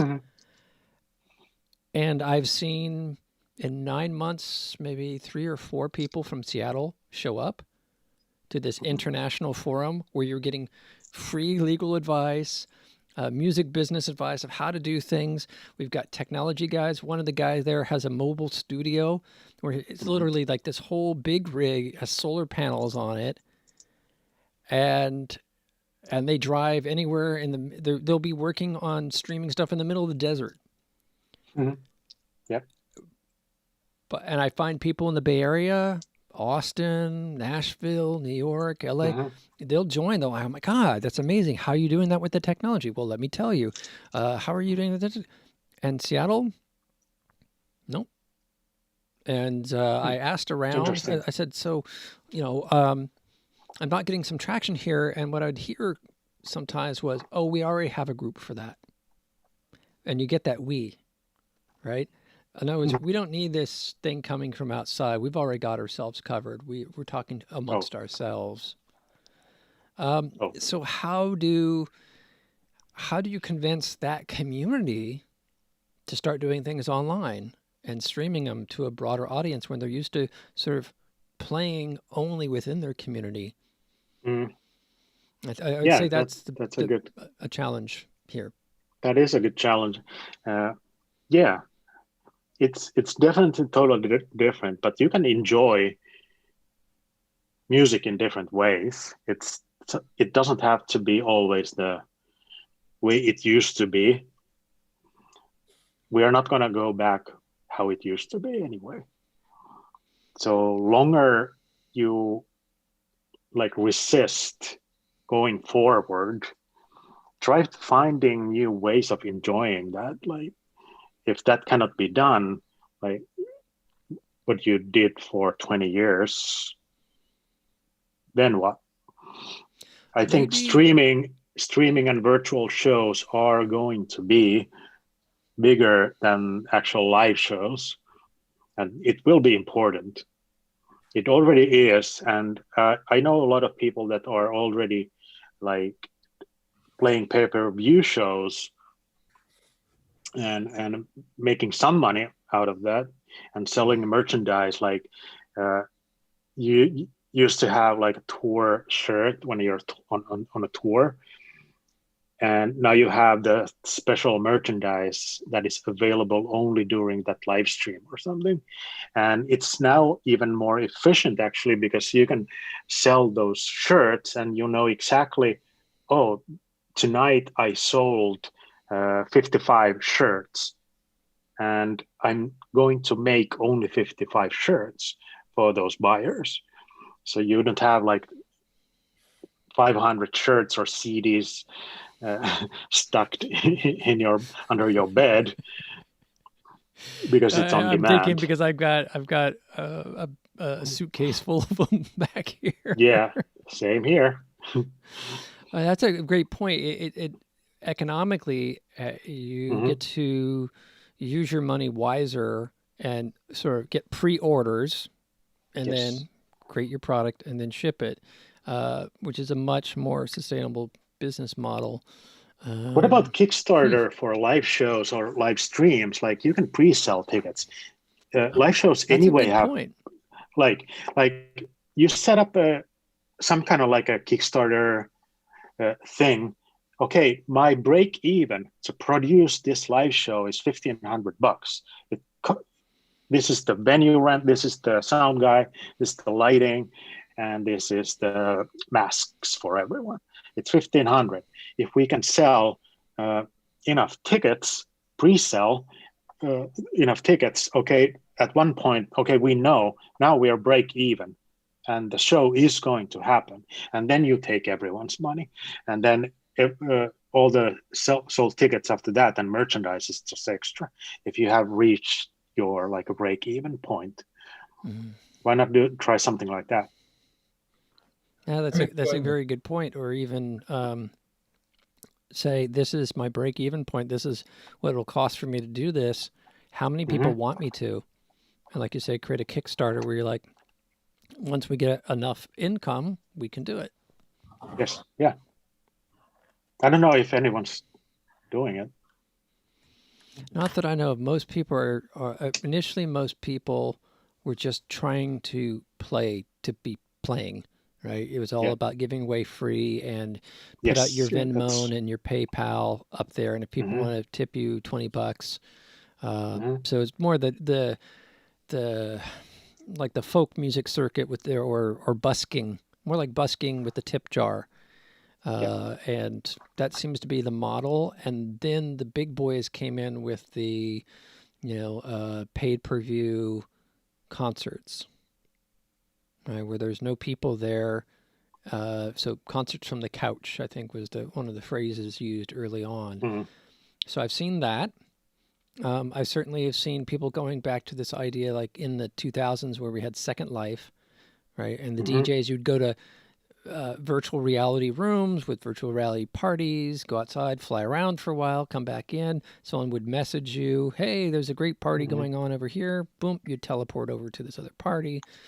I don't know what the, king platforms are right now in that area, but I see some more interest around that.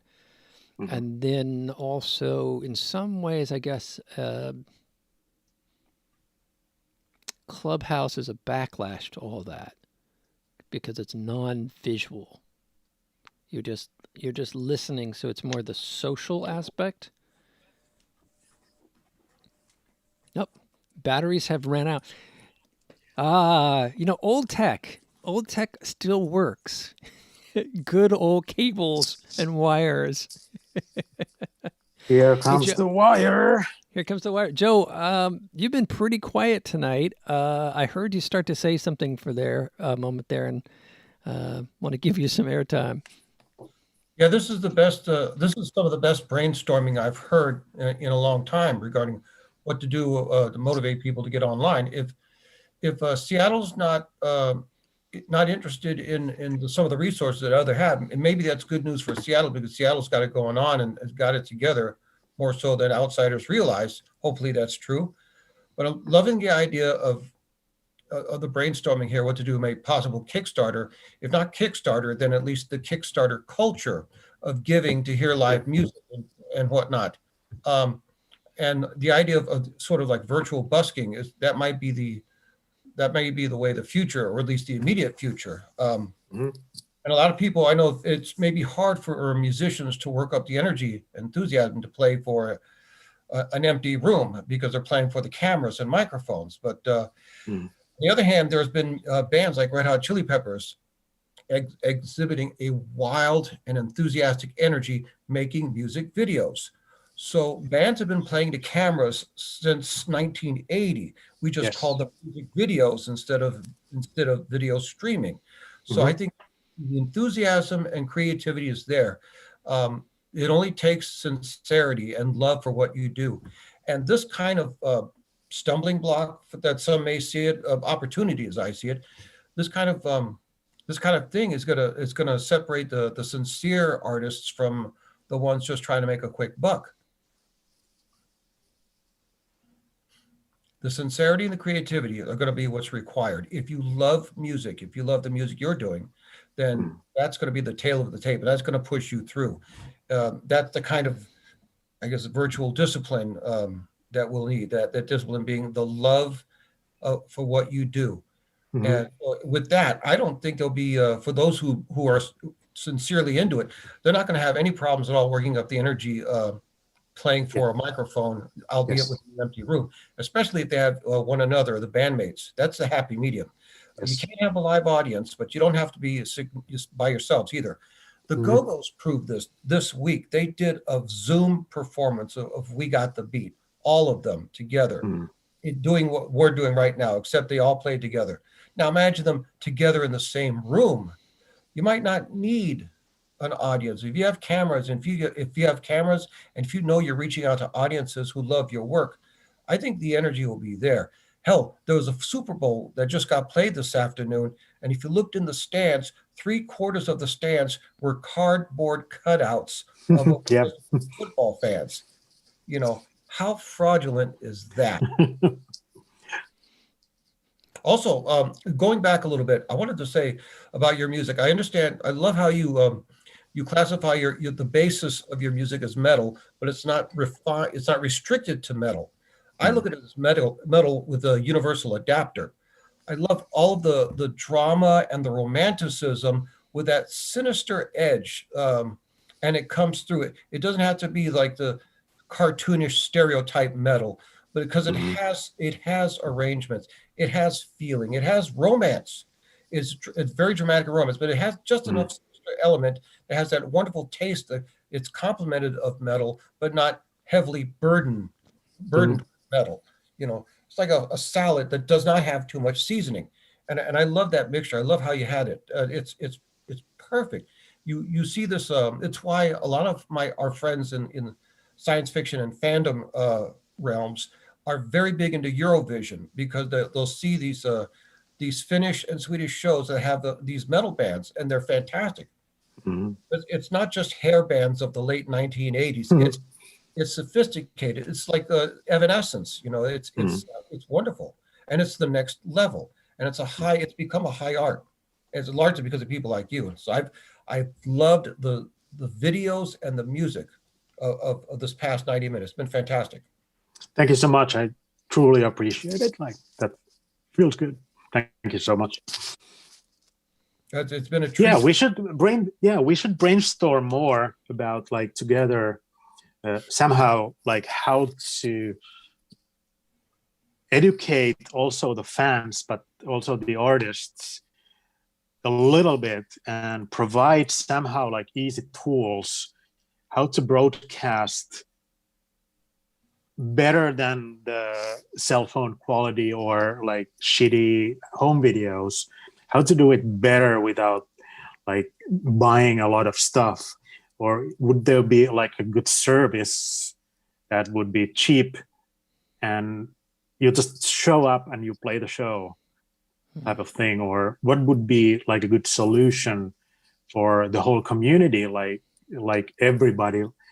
I kind of miss MySpace website when it was dedicated to some, like, because it's so scattered now, like everything is so much around, like on different platforms, and there's no one place. And also these platforms, they take most of the money anyway. Like, you are their product, like you create the content, you create the videos, the music.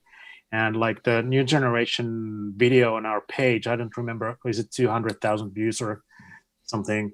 And Facebook is the only one who is benefiting from it, and we have to pay to reach our fans. So that's kind of like pay to play. Yep. Game. Well, is there other ways to do it? The good old-fashioned centralized website, independent of social media, perhaps. Yes. You do it before. Mm. That's a good point. The centralization around the band. The website was that hub. You went to the website to get access to the band. Now you go to YouTube, you go to Facebook to get access to the band, and you don't look at the website unless you really become a big time fan. You want to dig deeper. It's like a website with an extra step to it that didn't have to used to be there before. Yeah, some kind of like a Twitch meets Netflix, but also only for music and music communities. And what I would like to see, like I'm a big fan of like Slayer, and there's like a community that I feel like I belong there, and it would be fun to hang out virtually with that. Like, I don't know you, but it's like cool to hang out on this channel or something. What would that be? Like, where you go to metal show or any show and you're there, half reason is the music and the performance, but it's the other half is the people that are there. They're your people. How to make that connection happen? That's the challenge that I don't think any of these platforms are doing at the moment. And also, money making is one thing. Like, we make music because it's fun, we love it, but it would be so nice to get some of the money.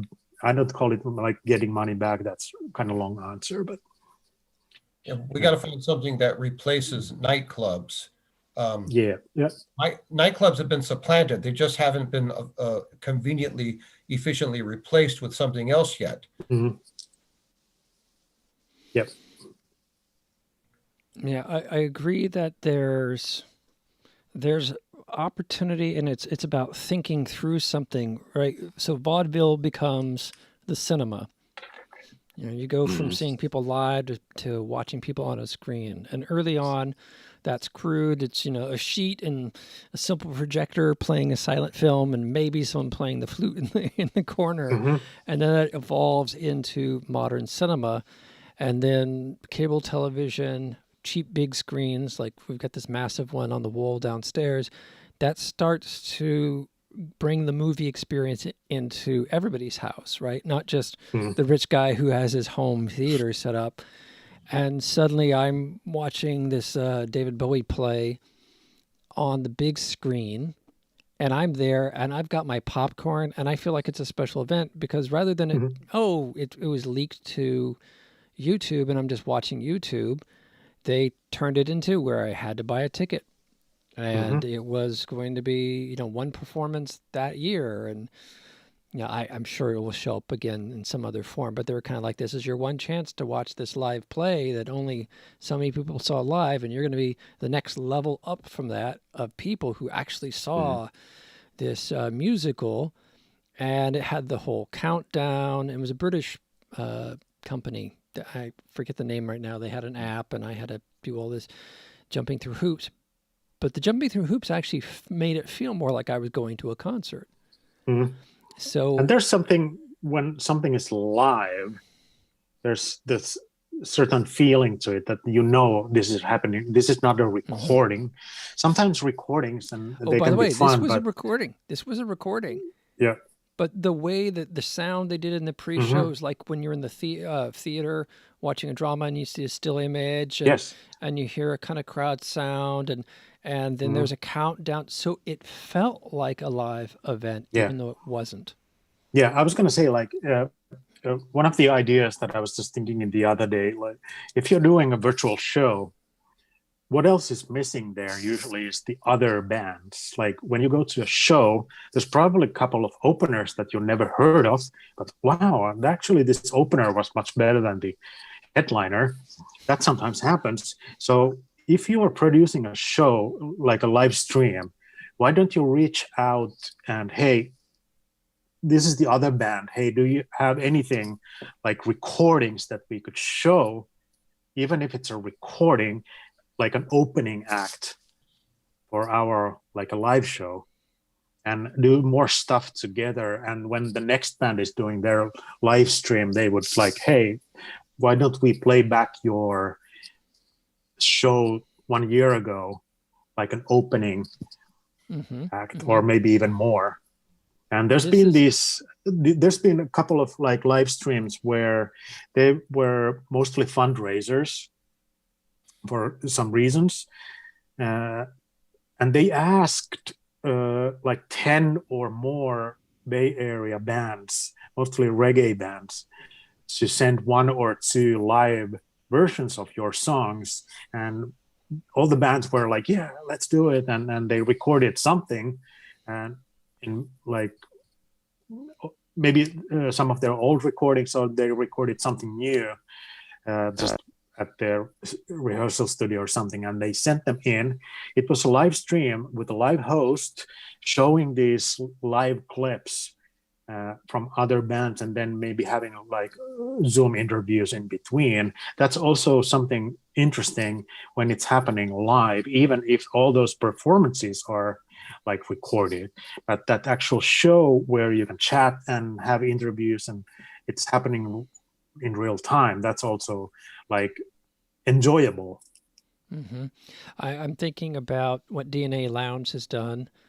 And Star Crash is one of the streams that I've watched.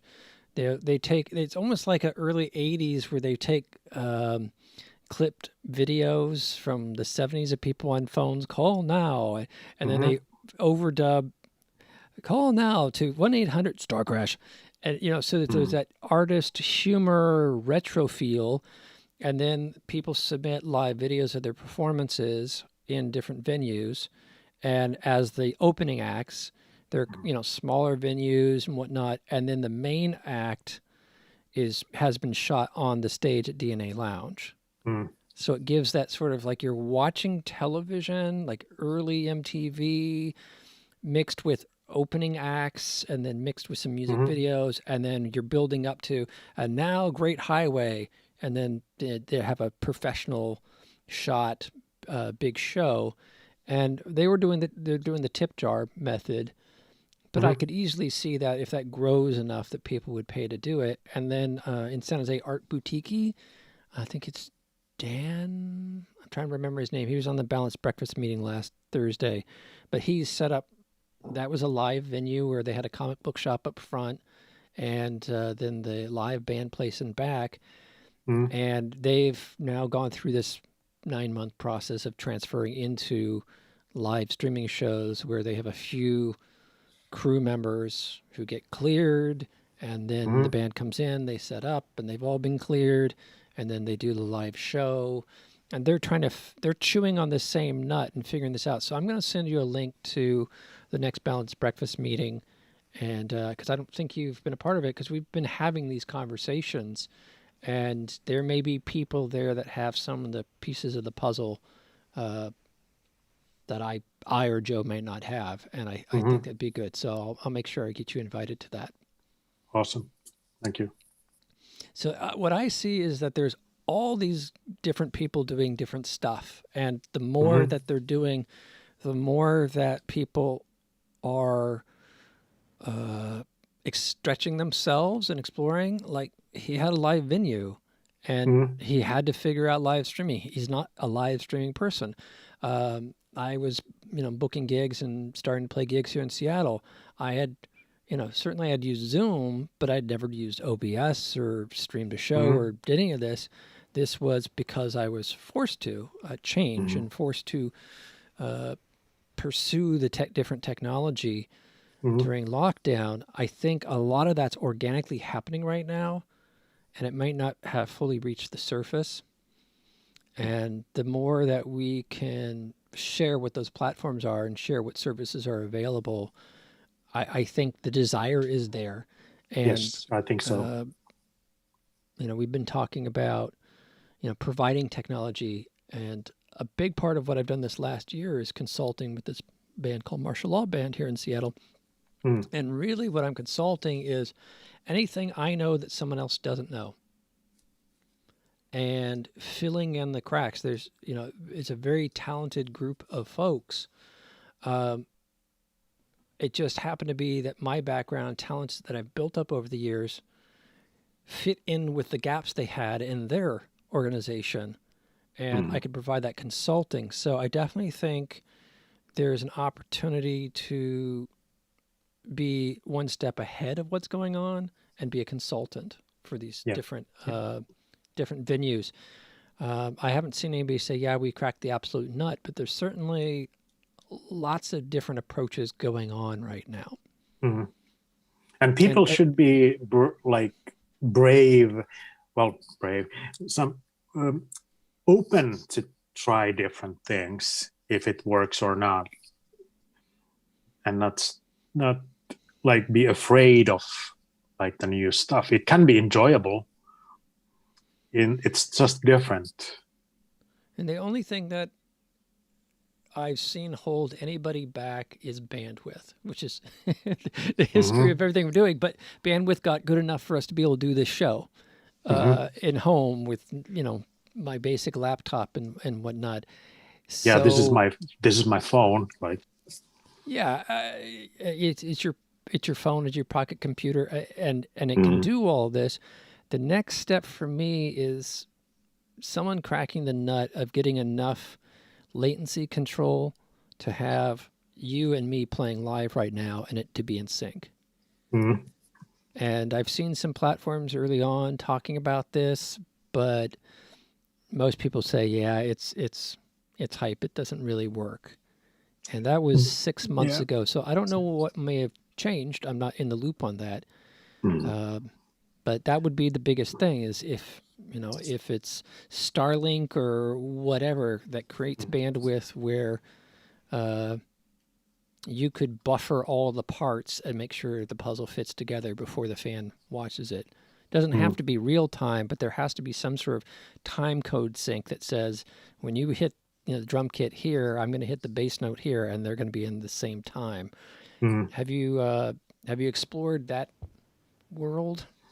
Well, we have 5 people in the band, and it would be hard to sync everyone together. We haven't tried it, but that's definitely, now that Julia is in Atlanta and William, the drummer, is in Arizona, and the rest of us are here in the Bay Area. It's definitely in the plans to try to play a live show from different locations. And one thing is, like, because we use the click, and so we have backing tracks. So basically, William, the drummer, could be kind of the leader, even if there's latency. So let's say William plays drums and the backing tracks. We hear it. All the other people, members of the band all over the country, will hear that like probably 2 frames or like half a second late. So that's not acceptable. But if all the 4 of us, we know that we are within like 200 and 300 milliseconds late, almost the same amount of late from William, then we just have to delay William, and everybody would be synced together. Okay. The problem is we don't hear each other, but we can have the backing track playing in our headset that has all the other instruments if we want to hear something. But personally, like on stage, I don't want to hear anything else but the backing tracks, drums, and myself. I usually hear enough guitars and stuff, but that's not really necessary. I can play the songs just with, and I still have the same feeling. Like I don't need to hear the guitars or vocals to be into the music and playing that music. So, but that depends. That's just me. But if you have one who is always in time with the click, and then the others are late, then on the final mix we just delay the drummer. So we are approximately in sync. Got it. For the audience, not for each other, but for the audience. Yes. And I'm trying to think of the name of the platform. It was like everybody jumped on it immediately because they claimed that they had some miracle of latency management. And we're all like, wait, technology's moving forward. Maybe something's been created. There's still too much latency. No matter what they say, there's still too much. And Verizon 5G and the other like super low latency networks are coming, but not yet. Oh yeah, it was Jam Kazam was the one that everybody was looking at first. Yep. And this show couldn't get it to work. Well, okay. It's like it's a bunch of venture capital, and you're selling people, something sexy that they all need, even though it's not fully baked. Was the impression I got. With this show, I was trying to do everything Wi-Fi initially, and I finally went out and bought a Cat 6E or whatever cable, and before every show, I run it downstairs to the router physically, and suddenly all the glitches went away. Yeah. So there's just a case with Wi-Fi where no, like as with your headphones, sometimes plugging in a wire is just the the way to go. So Jam Kazam seems like if people are close enough, like maybe they live in the same city and everybody's hardwired, no Wi-Fi is involved, and the moon's in the right location, then it can improve situations.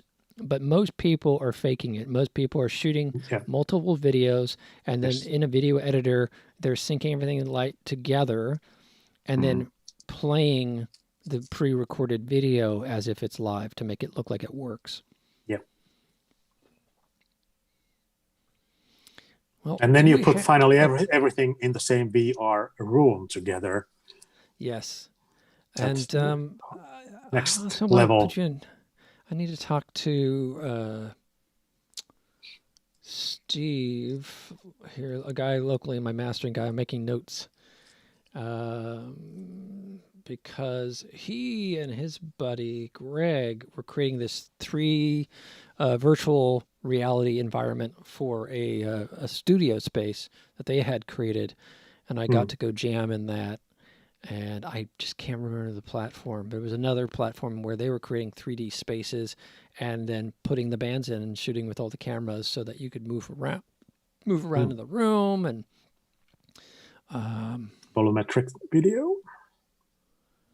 And so I've seen little bits of this for 3-4 decades, and I've just yet to see it become like, here's a platform like cable. When cable first came out, we could only get about maybe 2/3 of the channels in our area because a mile away was the Santa Cruz Mountains, and the signals would bounce and then bounce back and forth, and certain frequencies you'd get a ghost effect.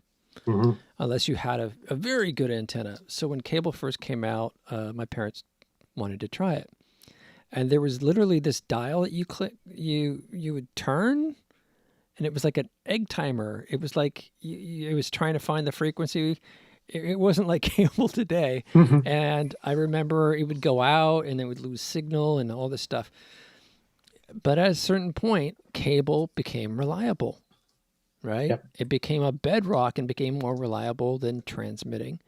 And now you don't think anything about it. That pivot point just hasn't happened yet with it. And to me, it's this. I now wear glasses. I didn't most of my life. Every day I wake up, and it took probably maybe a decade. Now I walk around with them on and off, and I don't even notice, except for when I get fingerprints on them. But having something on my face for someone who doesn't is just weird. So putting on goggles, even though I'm a technology guy, I'm not going to put on goggles to be in a VR space. I'm going to turn on the TV and watch a streaming concert. I would like to watch on TV as well, like large TV video projector to have it big and loud. I think that's when it will tip. Because even getting people on Zoom, okay, I got to launch Zoom. Now Zoom launches a browser, says, do I want to approve? Do I want this application to launch every time? It's like too many steps. It needs to be, I push a button, it comes on, and now I speak into it and say, CNN, and boom, there it is. Yep. When you make the path, it's like any sales idea, right? You make the path easiest as possible for folks, they're more likely to buy. Yep. And I think that's the real nut that hasn't been cracked. Yes, I agree. Hey, Joe, want to get some more words of wisdom from you, and we're going to play one more video and wrap up, and I'm going to go have some dinner with the wife and wrap up the weekend. And Jan, just before Joe speaks, just want to thank you so much for being on the show. I've been wanting to have Thanks for having as me. Thanks for having me. Guest. Amazing. Welcome. And I've been wanting to have as guest since the beginning, and I was like, okay, I got Jan now. And you have such great content. It made this episode one of the easiest to put together because it's like, oh, I just want to sequence the videos, and I sequenced them from the idea of someone that hasn't heard your music, what would be the gentlest entry point song, right? And build up from those layers into something that maybe challenged them a bit more.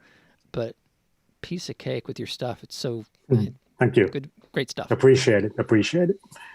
I love the not only one of the easiest to do, but one of the most important to do, because it shows what the amount of talent that's in with the music and with the resources that you have, that we have collectively. It shows what's capable of being done. The potential for creativity. The potential for creativity is first rate. And it's important. The limited resources or the technical resources, but we're not Abbey Road Studios, and yet you're able to come up with what you did. It's important to get this out. It's important to get things like this created and recognized. This is one of the most important shows for that, and for just the brainstorming of how can we create more of this, and how can we get more for people to see it, and even accommodating those viewers and listeners to make it easier for them to join in on these, as well as encouraging new and upcoming artists to stay motivated with this new format of Zooming. They may not have live audiences, but they have each other in the same room, projecting and performing for cameras, much like the old television variety shows of the 60s. Yes. But it's come back to this. It's a recycling and a retelling of old technology, or new technology, but using time-proven resources like the TV show. We are the TV show 2.0 right now, and bands and musicians can make use of this. Totally agree. Yeah. And I'm fairly tech savvy, but none of this, what went into this show, was something I had done beforehand. And I still feel like I'm pretty crude at it. I'm someone who, improvising what I'm about to say, stumble over my words. In many ways, I can be shy and introverted. And this show challenges me every week with that. And yet I've done it. and through a couple of good friends, Frank Martin and Tim Lehane, who helped me get through the technology hurdle, and then just perseverance. So I look at this and say, if someone was a natural at this, what could be done right now with what we already have?